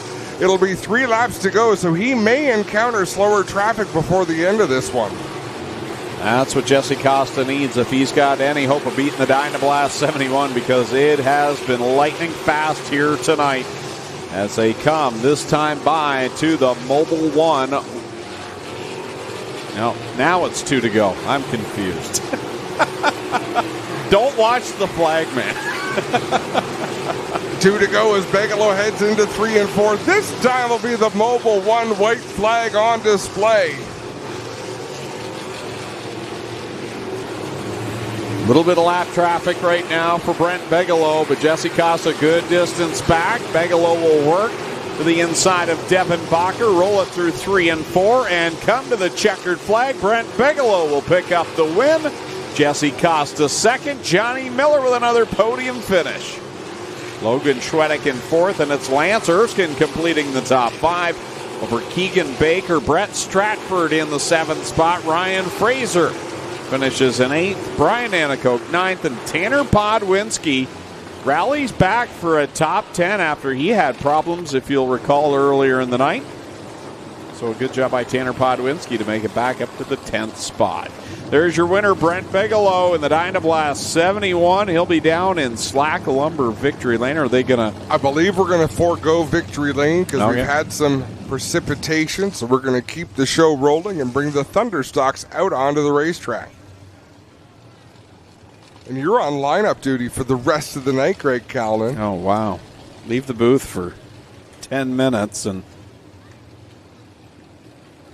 I should not be left unattended for 30 seconds, let alone 10 minutes. Never once left you with the programs or the hey, listen. Ticket draw numbers. Do you want me to do it? There weren't any tonight. Perfect. Oh, you mean the lineup? Yep. I got it. Middleport Mechanical Thunderstocks ready to go with their championship event here tonight. 20 laps of distance. Logan Ferguson, the 88L, lines up on the pole to the outside. Mikey Bobby, Mike Thorne out of Caledonia in the 55. Go Fast Teeple starts 3rd from Thorold in the 11 to his outside. Rob Hoskins from Harley in the 37. Starting in 5th, Ryan Dinning from Hagersville in the 8. Going 6th is Jim Lampman from Caister Center in the 28. Starting in the 7th spot, Mike Klazinga out of Hagersville in the 93K with Casey Huffman from Brantford in the 13. Going in the 8th spot, 9th starting position goes to Steve Shaw Sr. from Merlin in the 96. And Zach Bleach out of Port Robinson, the 108, goes 10th. Ron Logie lines up 11th. He's from Burlington in car number 97. To his outside, the 41 from Caister Center is Adam Plazik going 12th. 13th, Tim Phelan out of Binbrook. In the 427, Trevor DeBoer from Hagersville, the 23, goes 14th. 15th, Rodney Rutherford out of Dundas in the 24R. Spencer Smolders in the 21 from Merlin goes 16th. 17th, the point leader, Ryan Beagle out of Vittoria in the 84RK. 18th, Dave Bailey out of Hagersville in the 49. 19th will be Calvin Fox. He's in the 93F with Brock Gregory in the 26G to his outside in 20th. 21st, Donnie Lampman. 22nd, Kyle Andrews. 23rd, Aiden Nye. 24th will be Mitch Petta. And it's Brando Green Stiers 25th, 26th Steve Johnson, and Nick Massey starting 27th, coming to the green flag. Final points feature of the year for the Middleport Mechanical Thunderstocks. Field fans out into turns 1 and 2. Mike Thorne to the outside of Logan Ferguson. Go Fast Teeple to the inside. They're 3 wide into turn 3. 4 wide, a little bit deeper behind that as this field at it here early on. Mike Thorne, as we mentioned at the top of the night, looking for redemption, was leading last week's Cash Blast 55 and got caught up with a slower car and put him out of contention. He's right now side by side with Go Fast Teeple for the lead. Mike Thorne trying to lead at the stripe. Last time it was Go Fast Teeple, and again by a 1/10 of a second, Go Fast Teeple with the lead. But here goes Thorne swinging around the outside of her race leader.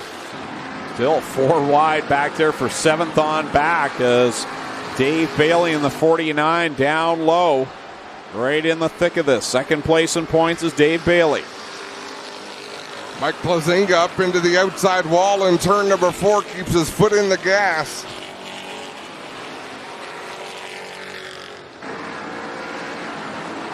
It's all Thorne and Teeple at the front. Hoskins and Ferguson right now back behind them. These 4 drivers at the front looking for a win here in 2024. Don't have one yet. Jim Lampman, you can add to that. It's Ron Logie and the 49 of Dave Bailey, the first 2 drivers that have seen victory lane this year.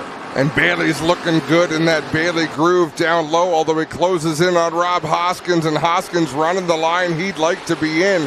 So Dave Bailey having to show some patience here, and Go Fast Teeple not going away. He's still battling on the bottom in the 2nd spot, pulling up alongside race leader Mike Thorne. Thorne working that outside line to perfection right now. Teeple working the bottom as they come off the corner. Ron Logie, I think, is sizing both these drivers up as he's caught them, and now here he goes, looks through the middle. That lane closed up just a little bit as Teeple got up into it. And side by side are they for the lead again as they come through 3 and 4. Now the Dixieland Grill caution flag comes out for Brock Gregory, who's stopped in corner number 2. You know, I thought I might have been right, Greg. I said I could see this race going caution-free tonight after what went on last week, and they were off to a good start. Yeah, much cleaner than what we saw last week. 6 in, 14 to go. Ryan Beagle has made no forward progress. Back in the 18th spot. Yeah, that's a little surprising to me. But it makes you wonder when drivers come into championship night, are they nervous? What are you going through? Brett Stratford, we saw the same thing. He wasn't the same as we've seen him all year long in terms of blazing speed. But Ryan Beagle, is he tentative? Is he nervous? Is he being overly cautious? Of course, last year he had his championship's hope ruined on the final night. I'm sure that plays in your mind. I would think it does. Now, of course, tonight I believe he's pretty much got it locked up, does he not? I believe so, but still just no forward progress. And again, tonight's track, not a typical Ryan Beagle track either. No, this isn't much of a typical anything track.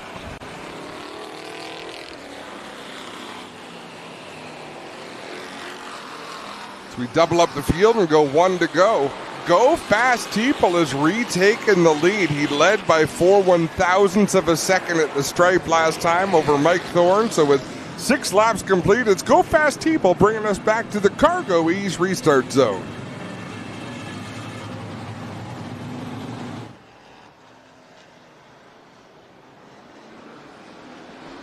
Green flag back out. Teeple and Thorne will drag race, but Logie, you can tell he's maybe a little bit quicker than both of these cars and just looking for the right opportunity to slip by.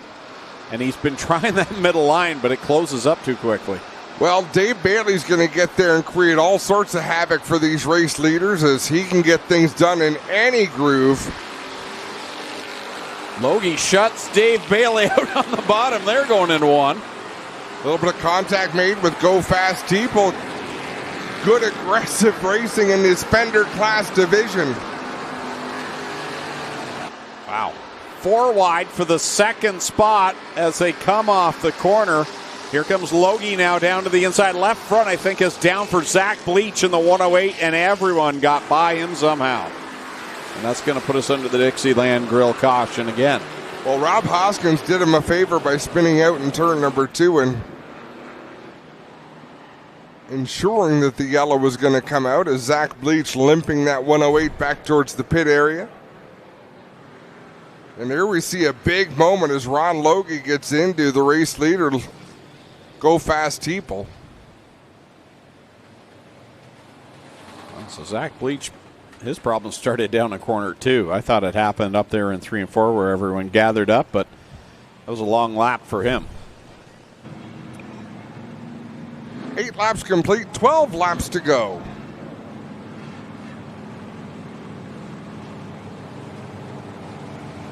In this Middleport Mechanical Thunderstock feature event. And we're 6 days away from the inaugural Middleport Mechanical Thunderstock Nationals, Greg. Yeah, the same division's going to put on their biggest event of the year. Not the longest in terms of laps, but a lot of money on the line, a lot of prestige in being part of Nationals weekend, along with the ROC Sportsman. It's going to be a great Thursday night here at the Big O, Clint. Let's not forget we inked a deal this week with TSN to get that Thunderstock Nationals race on our national sports broadcasting channel here in Canada, so we're super proud of that, to put the Thunderstocks on Canada's national sports network, TSN, along with Rev TV and G-Force. We got some good exposure this year, guys. Very cool accomplishment. Working on getting the lineup correct. Towards the tail of the field. Mike Thorne leading the way in the Burger Barn. Petro Plus. Pesky Penguin 55. Boy, would he like to get back to victory lane. When was the last time? I knew you were going to ask. It's been a while. And for some reason, I want to say his last win came on a final night of the year. But it was a long time. We're talking pre-sprint car days for Mike Thorne. We'll have a look and see.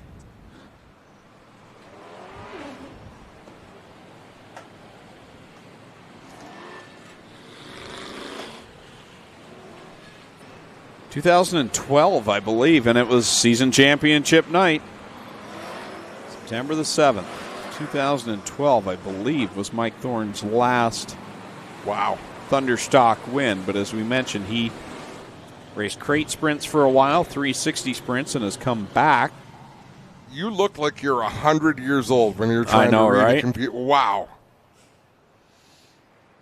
Like, how do you, the way you've got your head tipped, you have to look right through the brim of your hat. I'm looking through there. Goodness gracious.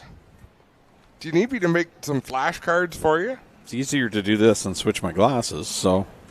Listen, I didn't see you offering to go on the laptop and look this information up.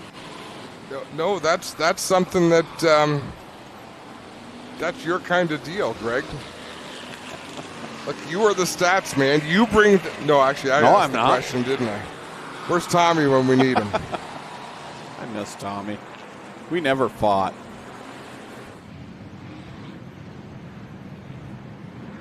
Way to be. Once again, you're watching Epic Racewear Championship Night. Nice save, Adam. Yeah, listen. There's certain things that are expected out of me. Those are? Low. Tomfoolery and... Shenanigans. Back into the green flag they go. Ron Logie's had, I think, the quickest car at the front. Dave Bailey has maybe been the second quickest. And Logie now is going to have some clear track to see what he can do. Bailey right on his back bumper. Logie out in front. Not all the way on the bottom, but running towards the bottom of the racetrack in 3 and 4. Mike Thorne still up on the high side as Dave Bailey chases Logie into the corner, drives to the inside, and away he goes as we've got a parking lot growing in turn number 2. Shades of last Friday. Mike Klazinga, I believe he's lost a left rear. Yep. Running on the rim. Jim Lampman's going to head to the pit area. Let's have a look at the replay here. Adam Plazik and Jim Lampman were hooked together, I believe, at one point that started all that. And then is that the Fox machine? Yes. Down on the bottom.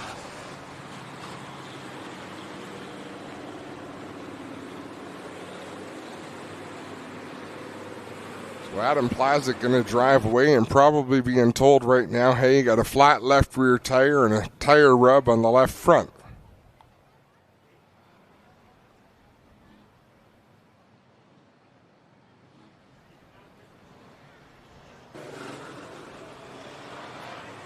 That tire's going to stay on? Well, we won't find out. Yeah, he doesn't really have to turn. Fox heads to the pit area. So everyone that was in that melee has gone to the pit. So here comes Jim Lampman. He's over on the Gales Auto Aftermarket warm-up track, and he's about to make his way back to the racing surface.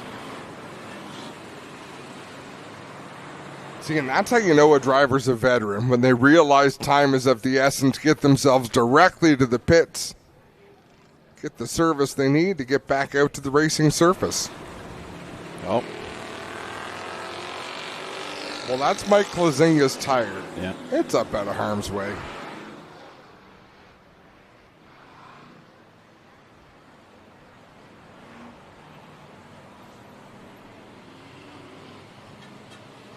Nine on the board, 11 to go. Still to come, the Cool Kids Ice and Water Core-Pack Merchandising Sprint Cars. They're over on the warm-up track. Last night, Micro Sprints completed their final night of the season. Crowned all of their champions, and all that was live streamed. Nice addition to the G-Force lineup to have the Micro Sprinters, and some good racing, and boy, a really hard crash last night for Jack Smolders. I'm surprised those announcers don't have our jobs yet. Oh, shocking. It won't be long, bud. We'll be out of here. The bar is low. At least they know what shirt to wear. You know what? When this is all said and done, let's open Waldorf and Stadler's ice cream truck. Just be you and me, and people can choose who they want to get their ice cream from, and we'll just sit there complaining to each other all night. I think this year at the banquet, we have to sit up on in the balcony. We have to. We have to do the whole show from up there. Clint's such a poor sport. He's probably not going to let us. I shouldn't say that. No, I should say that. Yeah, he's bah humbug. Clint, we're working from the balcony. I shouldn't. I got no reason for saying that. Here comes Adam Plazik. He's going to join the tail of the field. Green flag is back out, and Logie gets a good start there on Dave Bailey as they head back down into corner number one. Batting on the outside, Logie down low, slowly working him up towards the outside wall. Bailey drives it deep into 3 and 4. Logie backs the corner up just a little bit. Who's it going to be at the stripe? It's Dave Bailey. Takes that Gibbs Action Sport Queenston Chevrolet, number 49 on the top of the scoreboard, but they're still side by side. Logie in the 97, not going away. He's got his first win this year at the Big O, and he is not going to let the 7-time champ just walk away.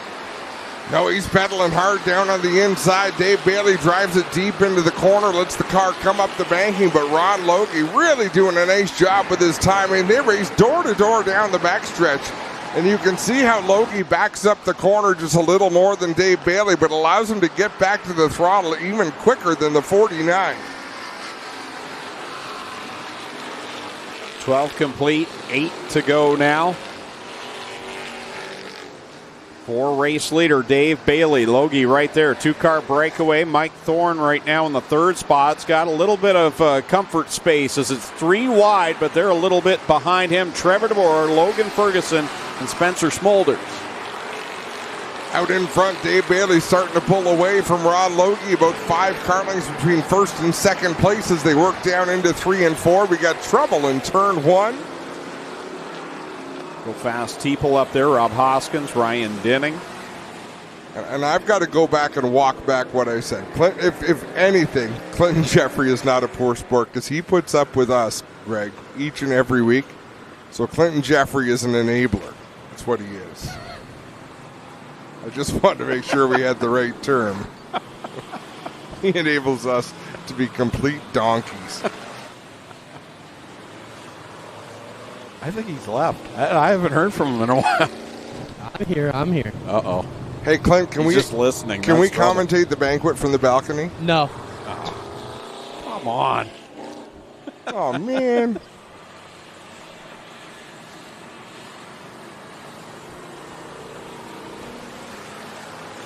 I got an idea, Greg. Uh-oh. Spencer says no.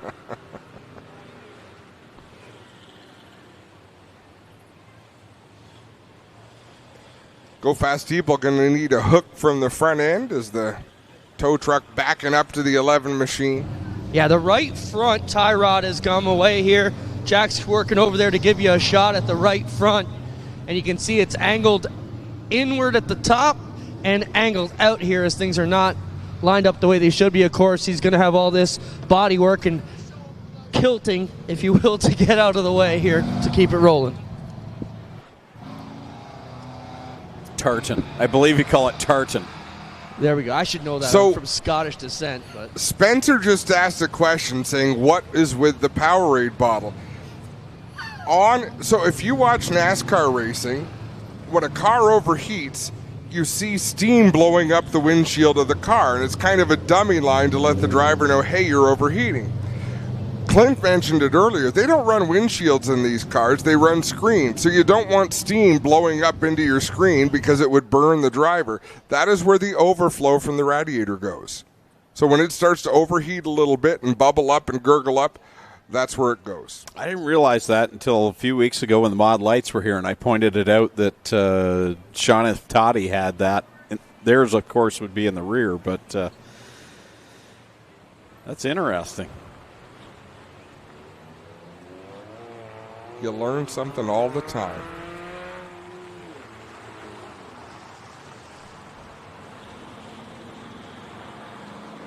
Wow, look at the side of Ryan Beagle's car. It's split open like a can opener went at it.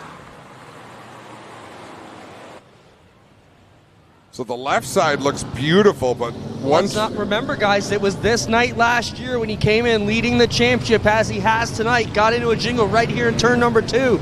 And his season went away. I'm not sure what would have got Beagle there, guys.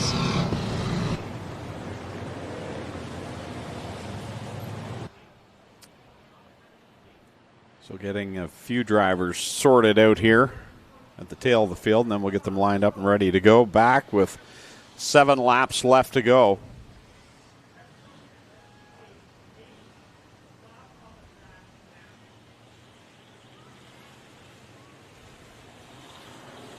I think Dave needs a Snickers. Or a hug. You're not you when you're hungry, Dave.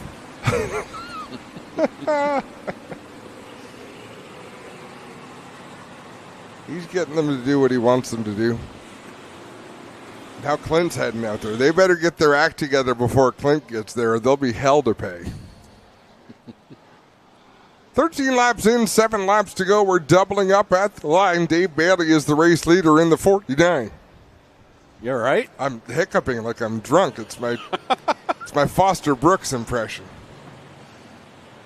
If you know who that is, then you're 70 years old. I don't. Sorry. I'm still trying to figure out the Great Space Coaster. You don't know who Foster Brooks is? No. Every shtick he ever did, he was drunk. You don't know who Gary Gnu is? I do now. Trust me, it's in all my YouTube feeds now that I looked it up once. Trust me, I'll get you going with Foster Brooks. You're going to love him.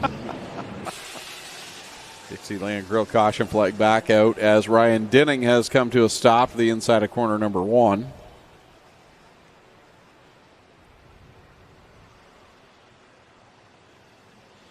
I think your theory of green to checker in this was...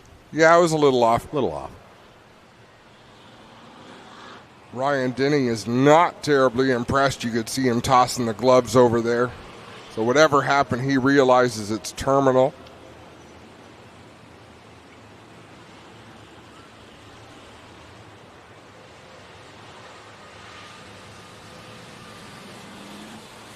Mike Klazinga being called to the pit area. He has no hood on, so he'll have to head back to the pits. Wait for the pack to go by, and then Ryan Dinning will get pushed in at quarter 2. And then I think we're ready to go back with 7 laps left to go. 1 feature still to come. 360 sprints are over staging on the Gales Auto Aftermarket warm-up track. Lights out. Mobile 1 white flag is out. Next time we'll get back at it. Good battle right now between Bailey and Logie. I wouldn't count out Mike Thorne just yet. And Trevor DeBoer's worked his way up into the top 4, and Trevor is kind of like, I guess you'd say like a Matt Kenseth, David Pearson, show up at the very end and right there in the thick of it, very quiet through the first few laps, and then he's there in the end. I think that's a great description of him, just steady Eddie. So Dave Bailey going to set the pace on the outside in the 49 machine. The 97 of Ron Logie was doing a great job maintaining pace, and then Bailey got out ahead, and he was picking up about a car length a lap. So we'll see if Logie can find something to contend with our race leader. Back through the Cargo Ease restart zone they go with 7 laps left to go. A drag race into corner 1. They're already 4 wide mid-pack. Zach Bleach was in the middle of that. Logan Ferguson out there. He was steering halfway down the straightaway getting into the turn 1. It was wild to watch his arms inside the race car. Dave Bailey able to pull away from Ron Logie that time in the restart. Trevor DeBoer. Logie might have a problem. Does he have a right front? Did you see how hard the right side of that car is leaned over and down into the corner? Yeah, pitched over pretty hard. We'll have a look as he comes. So now we've got the Green Steyrs machine spun around and back under the Dixieland Grill caution.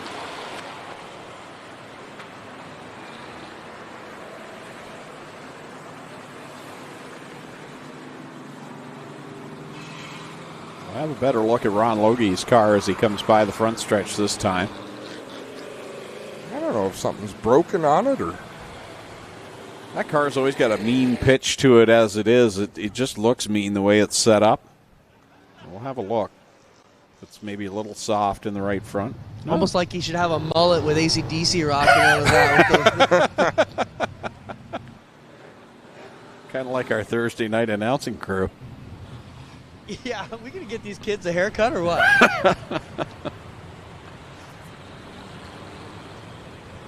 They did a great job though, McLean and Jack this year. We just kind of threw them to the wolves. Said, do what you want, boys. And as they say in show business, working with kids and animals are never easy. And we threw them to both this year, so both of them did a great job. And looking forward to where they're going to head off. Let's have a look at the replay. Just a simple spin there for Brando. I want to know what the chip wagon's doing. Is he hanging back to get a run at Brando? Gonna bump start him at 20 miles an hour.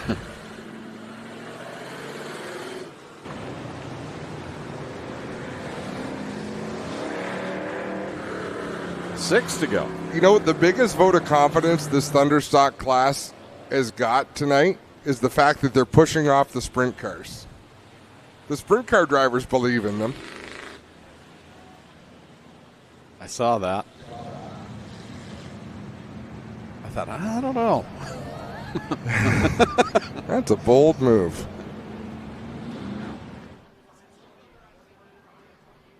There's a look at the warm-up track. Abby flying over with the drone. We almost lost Abby tonight on his unicycle. How many times is he going to wipe that thing out before either he has to wear a helmet or we get him a tricycle? Greg, you missed it. He was trying to teach 3 drunk guys how to ride it at Sauble a few weeks ago, and we almost had a mess of broken bones.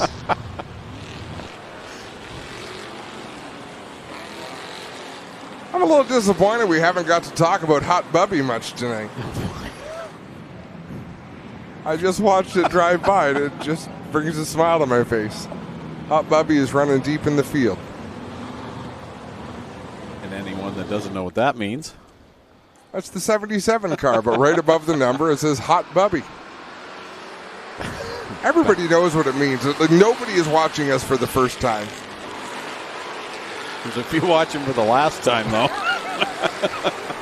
6 laps left to go, 5.5 for leader Dave Bailey as he again pulls away from Ron Logie. Trevor DeBoer now working on that second spot. And how about Spencer Smolders? He's been really good the last couple of weeks. He gets a little tap there from Mike Thorne. Yeah, Smolders tried to clear himself up in front of Mike Thorne. Wasn't quite clear. A couple of drivers from Merlin nose to tail, Spencer Smolders and Steve Shaw. Dave Bailey brings it across the stripe with 4 laps left to go. 7-time champ. Trying to end the season with a points win. Solidly out in front of Ron Logie now. The best battle on track for 4th, a 3-car fight. Oh, and Mike Thorne burns it over to the top of 3. He's going to lose a couple of more spots. 3, 4, maybe 5 spots. Comes back right in front of Casey Huffman. It'll be 2 laps to go this time for Dave Bailey. Trevor DeBoer trying to close in on Ron Logie, make a move for the 2nd spot. DeBoer to the inside off of turn number 4. DeBoer challenging on the inside down in corner number 1. Logie, though, powers it off at 2. Continues to hold down that 2nd spot. Behind that, Steve Shaw Sr. gets ahead of Spencer Smolders into the 4th position. White flag out for Dave Bailey. Still side by side for that 2nd spot. Ron Logie with the position. Trevor DeBoer wants it. Logan Ferguson smacks the wall off of 4.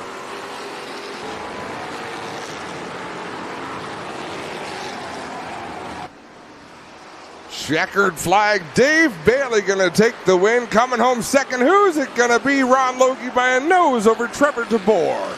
That's Steve Shaw Sr., Spencer Smolders in the 5th spot. 6th was Zach Bleach. 7th, Donnie Lampman. 8th, Mike Thorne. 9th, Tim Phelan. And 10th goes to Brock Gregory. Lone Wolf Fireworks lighting up the sky, celebrating Dave Bailey's win here on season championship night.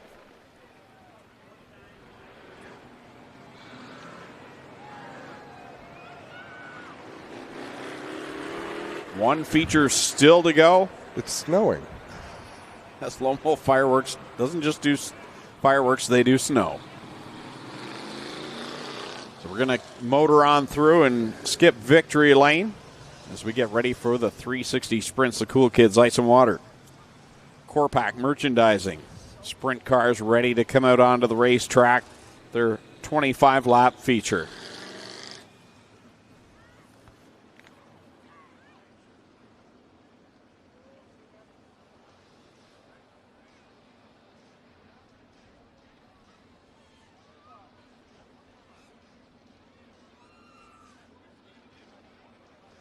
Strickland Pace Truck pulls out onto the front stretch as we get ready for our final feature of the night. And here's how to line up. 25 laps of distance on the pole out of Beachville. Car number 5, DJ Christie, to his outside from Scotland, the 87X, Sean Evans. Starting in 3rd, he'll be crowned the champ at the end of this event.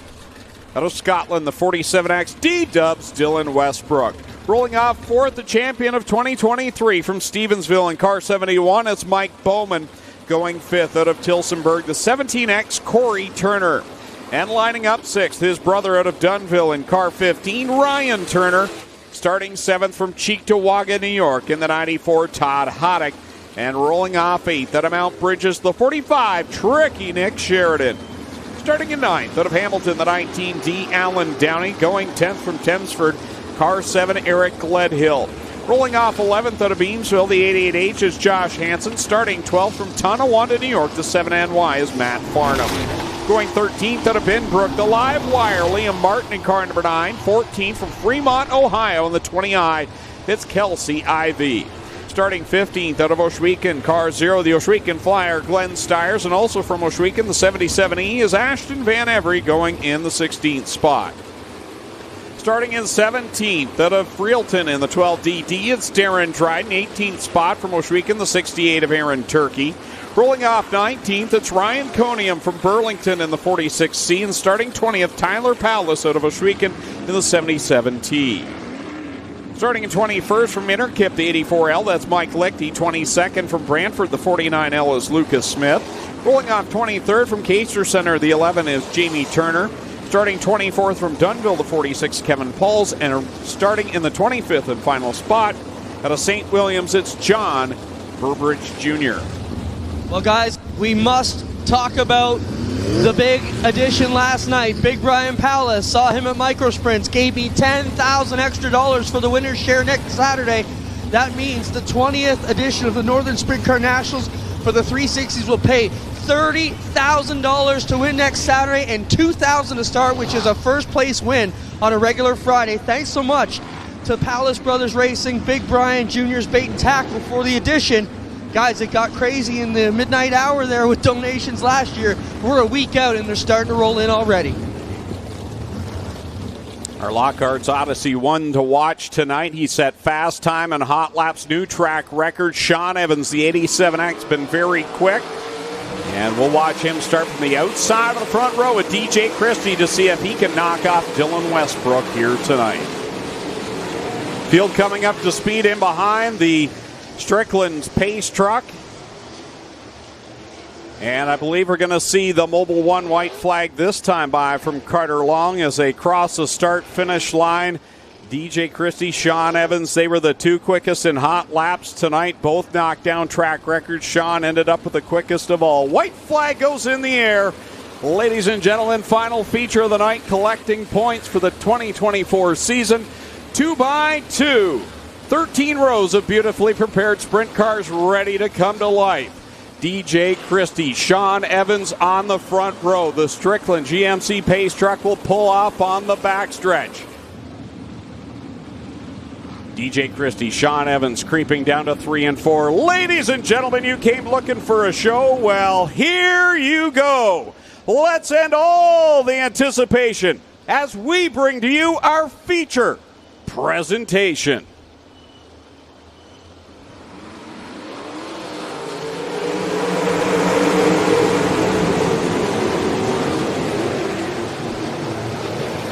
Clean and green through turns 1 and 2. DJ Christie out in front in the 5 machine. Dylan Westbrook works up to the second spot off the drop of the green. DJ Christie had motor problems last week. We got one around up in corner number 3. I think it's Ashton Van Every that will come to a stop, put us under the Dixieland Grill caution flag. There's Ashton Van Every, made the switch mid-season from the crates to the 360 sprints. Well, guys, I was watching it. He just kind of had a side skip. It just kind of stuttered, skipped. Ashton got off the gas and it stalled here. Just a quick push start should be all he needs in the 77E, guys. Remember, that's basically all DJ Christie did a couple of weeks ago when he wound up flipping wildly off the end of turn number 3. Yeah, what a few weeks it's been for DJ Christie. Had that wild ride. Got a new chassis, came out and tested it, and then last week the motor went in the 5, and now here he is back out in front. So the Christie Racing team has been busy at it for a couple of weeks. It's got to feel good to see that car out in front. So 1 lap complete, so it's not going to be a complete restart. We will go to the choose rule once the officials are happy with the running order.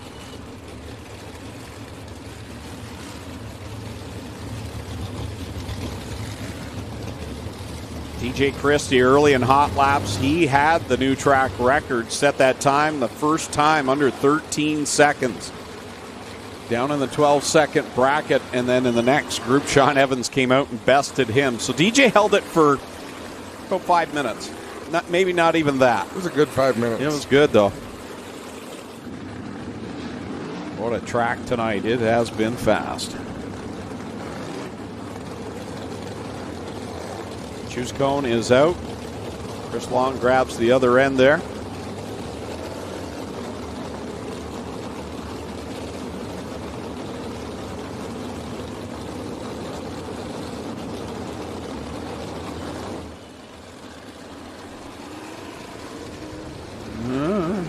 Thought maybe Nick Sheridan was thinking, but so far everybody's. Alan Downey's going to be the first to go a little different.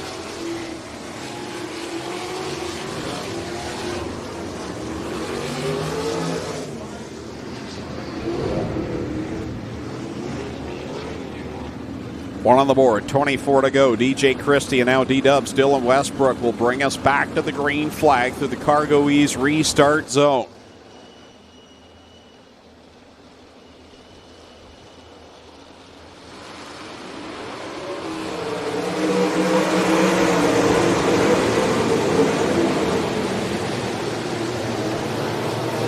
Pile up down in 1 and 2. Alan Downey, Josh Hansen, Matt Farnham all involved.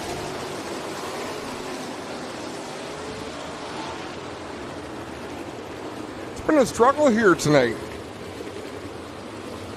In little spurts. Cautions do breed cautions. This one looked fairly harmless. It looks like we'll be able to push these vehicles off and get them back to the tail end. I didn't see what stacked that up, but it was Matt Farnham that was leading that train. 3 cars. Oh, okay, so Matt Farnham spins here. Let's have a look. Yep. Gathers up Hansen.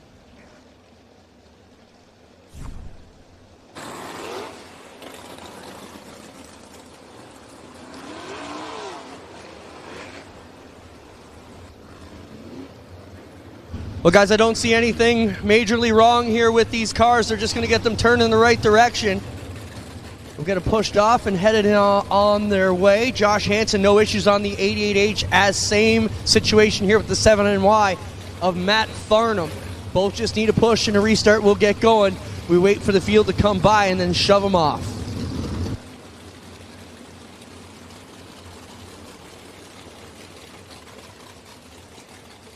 Matt Farnham, another one of those modified drivers that quickly made the move through the crate ranks, it seemed like in a blink of an eye, and then to the 360s. And he excelled at everything that he did. He was pretty unbeatable there for a while in the crates, much like Mike Bowman.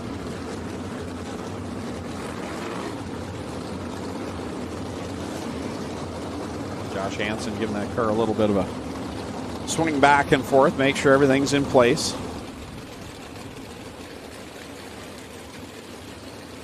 Got to have a lot of confidence to throw it into corner 1 the next time by. Right. After any sort of jingle.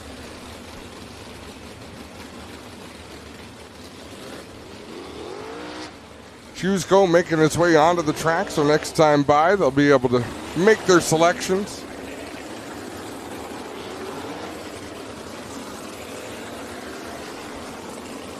Last time DJ Christie chose the inside. Let's see if he makes the same choice this time.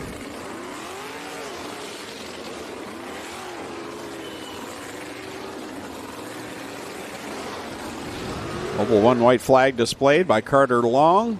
And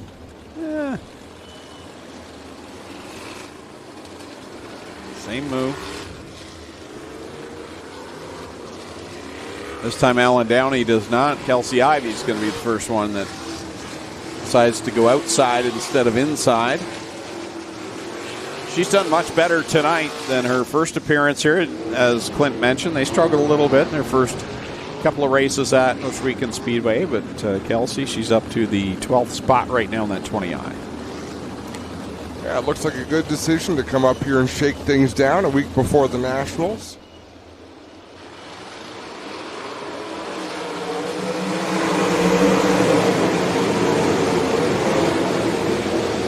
Christie up the track. Dylan Westbrook down to the bottom. Here they go wheel to wheel into 3. Mike Bowman's right there as well as Nick Sheridan. And Christie leads the lap. Westbrook and Christie swap crossover moves. This time he's going to have to try it again. Crossing over Christie at the exit of turn number 2. Mike Bowman looking to get up in the mix as well. What a move by DJ Christie. Wow. Oh, wow. That would have been ugly if he'd caught Nick Sheridan. Nice save by DJ Christie. Mike Bowman slipped now down to the inside. The most dominant driver of 2023 with the most dominant driver this year going at it at the front. Bowman, your leader. Mike Bowman running the bottom of the racetrack. Dylan Westbrook up high. Westbrook going to try to cross him over the exit of turn number 2. He'll drive to the bottom of 3 and 4. Contact between Bowman and Westbrook in turn 3. That allows Westbrook to pull away down the front straightaway. He is your leader and stretching it on Mike Bowman. DJ Christie now feeling pressure from the 15 of Ryan Turner. Turner working that inside line right along the blocks. Digging away, but Christie winds it up on the outside, keeps the 3rd position. Out in front, Dylan Westbrook by about 15 car lengths over Mike Bowman. He continues to extend his advantage. Lap traffic is looming in the next couple of laps for D-Dubs. Bowman, 2nd spot. Nice cushion. Trouble in turn 2. Kevin Poles goes around in 2, puts us under the Dixieland Grill caution flag. 6 on the board, 19 to go.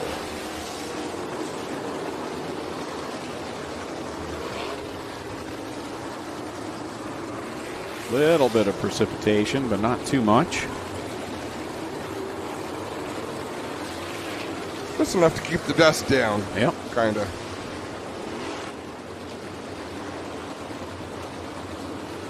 Kenny Upull push trucks will get in there, get Kevin Paul's back under power, and he should be able to continue on.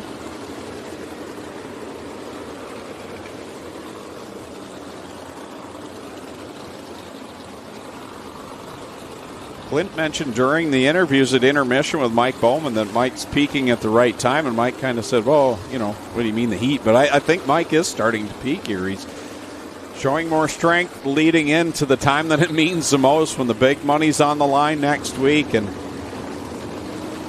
Mike's showing right there that he can run. Well, there's no question about that. We knew that much, but Dylan Westbrook has been so very strong this year.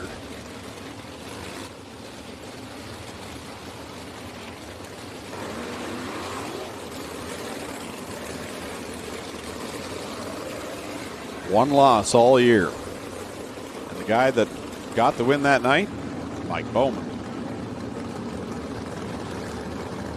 Cohen is being brought out onto the racetrack. Chris Long sprints out from the infield, hustles on back. One white flag back out. Dylan Westbrook keeps the bottom.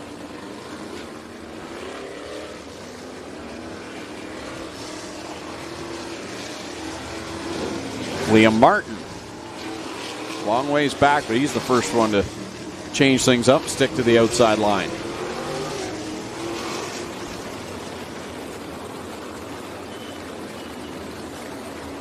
Back to the Cargo Ease restart zone they go. Dylan Westbrook, Mike Bowman. Outgoing champ on the outside, incoming champ on the bottom.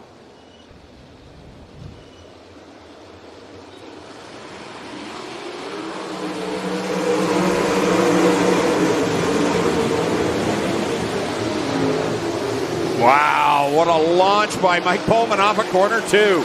Bowman just waited and waited and waited to get back to the throttle, then jumps on it and squirts past the 47 of Westbrook. Mike Bowman to the race lead. Here comes Westbrook on the outside lines, got it wound up, and Matt Farnham comes slow on the front stretch. He'll roll down into the infield, stay under the green flag. He's out of harm's way. Look at Dylan Westbrook timing that. He has checked up a couple of times on the high side. Is he going to check up this time? Yes, he is. Two completely different lines. Mike Bowman making it work. He'll lead the lap again. Westbrook right there in his tire tracks as they go down into corner number 1. Bowman works it out to the wall. Look who's up in the third spot. Hey, Eric Gledhill. Nice run here for him, getting by Turner and Christie. Couple of tough drivers to pass under green. Eric Gledhill was able to do it. New race leader Dylan Westbrook streaks around the outside of Mike Bowman. Oh, rare mistake by Dylan Westbrook. He slides off the banking. Bowman back to the top spot. Oh, nowhere to go there. Bowman slides up into Dylan Westbrook's line at the exit of turn number 2. All Westbrook could do was lift and bite the brakes to avoid making contact. 3 cars right in front of the leaders, and they're in Bowman's line. That's going to help Dylan Westbrook as he'll go around the top. Now Kelsey Ivey pulls into the infield with problems on the 20i. Bowman fighting back on the inside. They're side by side. Now Dylan Westbrook going to close the door, thread the needle, slide up in front of Mike Lichty at the exit of turn 2. Mike Bowman a little boxed in now behind Kevin Pauls. Won't get the run he needs off of corner number 4. Westbrook pulls away with 2 lap cars between he and the 71. It'll be halfway next time by. 13 laps in, 12 laps remaining for Dylan Westbrook out in front. Westbrook beginning to lap cars now at a more rapid pace as he works around Jamie Turner and his new paint scheme here tonight. And then Ashton Van Every in the 77E Mike Bowman now right behind Lichty, trying to get by him and reel the leader back in. Battle shaping up now for third as DJ Christie backed by Eric Gledhill.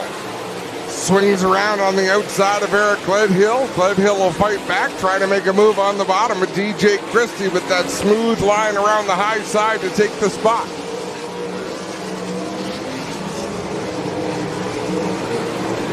It's all Dylan Westbrook out in front now as he's working on Aaron Turkey. He's gotten by Ryan Conium.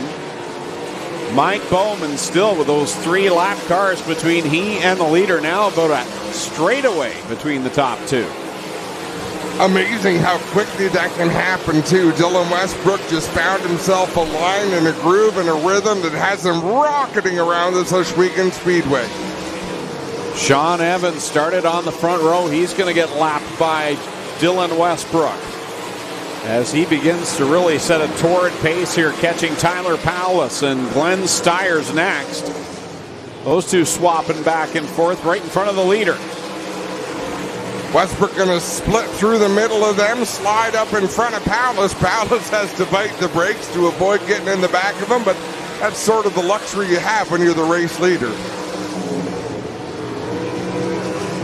Westbrook knocks down another lap. 4 laps left to go for the 2024 champion, looking to go almost perfect. He goes down into 3 and 4. This time that'll be 3 to go for Dylan Westbrook. Scouring around the racetrack, there are great battles out there. Liam Martin, Alan Downey duking it out for the 7th spot. Right behind Nick Sheridan. Mobile 1 white flag coming out.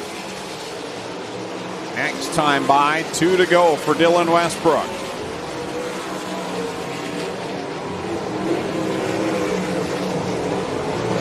Westbrook coming off of turn number 4. The white flag gonna fly for our race leaders. Going around the outside of Todd Hoddick now in turns 1 and 2. Mike Bowman solidly in the 2nd spot. DJ Christie's come from a long way back trying to catch him, but he's going to run out of time. So checkers come out. Dylan Westbrook wins again. Mike Bowman comes off of corner 4 to the 2nd spot over DJ Christie. In the 4th spot, it's going to be Ryan Turner over Eric Gledhill. Nick Sheridan, Alan Downey 7th, Liam Martin 8th, 9th, Aaron Dryden, and Corey Turner completes the top 10. Dylan Westbrook does it again. Caps off a championship season. And we'll talk to him down in Slack Lumber Victory Lane in just a little bit. Mike Bowman 2nd, DJ Christie 3rd.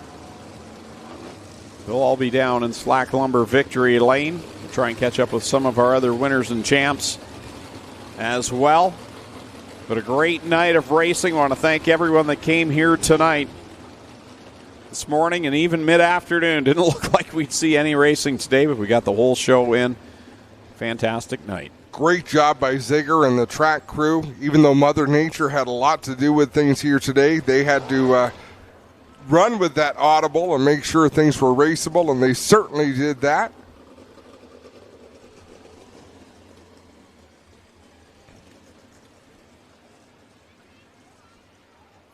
Fourth career championship for Dylan Westbrook, his first since 2019. Lone Wolf Fireworks lighting it up for the 2024 champ.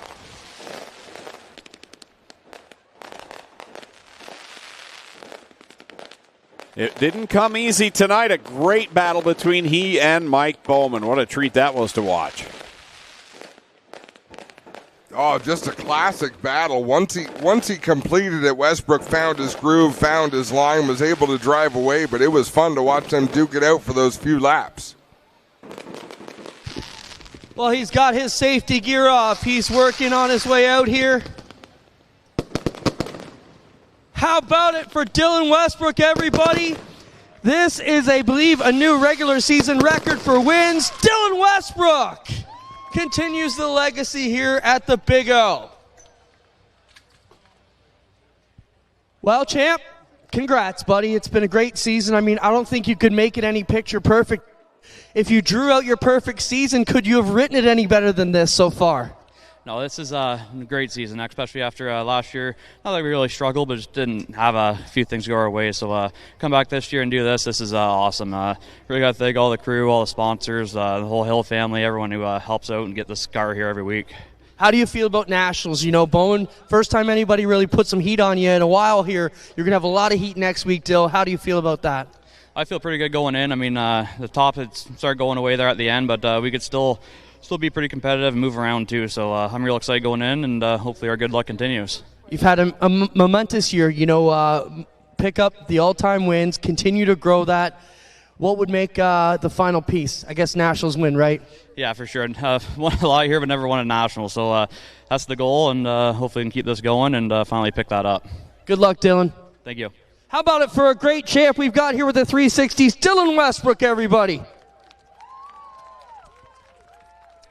Well, Mike, you looked like Mike Bowman of 2023 there. You guys had a heck of a slide job. Obviously got pinned in behind some lap cars with about 10 to go, but, man, you showed Dylan some heat that he hadn't seen all year. Do you feel maybe you found something that you can use next week, Mike? I feel like we could have used last year's setup tonight.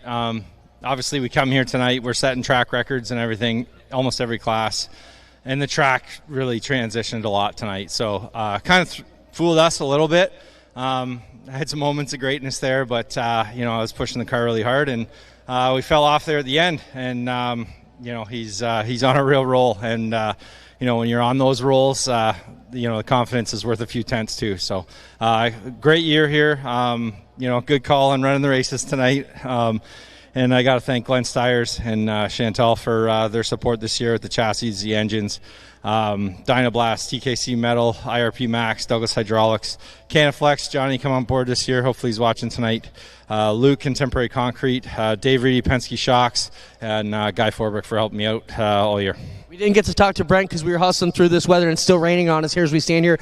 Solid run for the 71 crate car tonight too. Yeah, for sure. We were really hoping to do the double dip tonight, but one spot short here in the 360. But to have a couple swings at Dylan in a season like he's had, we're happy with that. And how slick it was tonight, we're kind of licking our chops for next weekend. Thanks, Mike. Good luck. Good job. Thank you. Mike Bowman, the 2023 champ, over there because he gets ready for the weekend. And here's a guy who's had an adventurous month, DJ. Let's talk about it. You've been up and down. You've had some solid runs. You wrecked some cars. But to finish on the pad on the final point, it's got to be a bit rewarding going into what's going to be the biggest race of the season next year. Yeah, next week, sorry. It's been quite the month of August and into September now. We between destroying a race car, blowing up a motor, turning around to the border, raining out and starting on pole in Ransonville. We just can't seem to win, but I can't thank everyone on this race car enough, Team Marine and Glenn Stiers Racing especially, because if it wasn't for Glenn, we wouldn't be here tonight, and this thing absolutely rips. Let's talk about Nationals Week. Do you feel you're coming into it at a good time? Yeah, what better time to park it on the pad than right the week before Nationals, right? So hopefully we can do some fine-tuning on this thing. It's only the first feature we've ever put on it, so we're off to a good start. Right on. DJ Christie will be third here tonight. Mike Bowman will be second. And our champ, once again, Dylan Westbrook, the winningest driver in the 360 history at Ohsweken, picks it up. How about it for all our champions tonight? We'll see everybody next week from trackside as we get ready to go into Nationals Week. Guys, take us home. Great night, Adam. A night we didn't expect to race, but often those nights are some of the best. Oh, they certainly are when you expect to be sitting at home watching whatever is on the 2,000 TV channels we have with nothing on. I'd much rather be here. Saw some great racing tonight. Absolutely. So that will wrap up our points racing. Of course, we're heading into Nationals weekend. You can join us here. Plenty of seats and camping available. And you can watch it all on GeForce TV as well. On behalf of the Stiers family, all the officials and crew, and on behalf of Clinton Jeffrey and Adam Ross, I'm Greg Kelman saying so long. We'll see you next time on GeForce TV.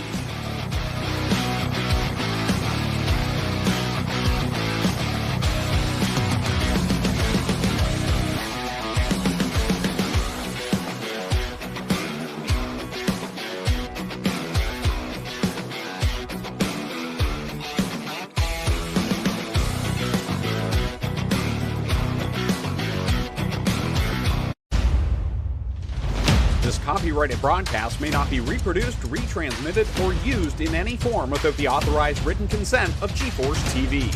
G-Force TV would like to thank you for your support and for watching today's broadcast.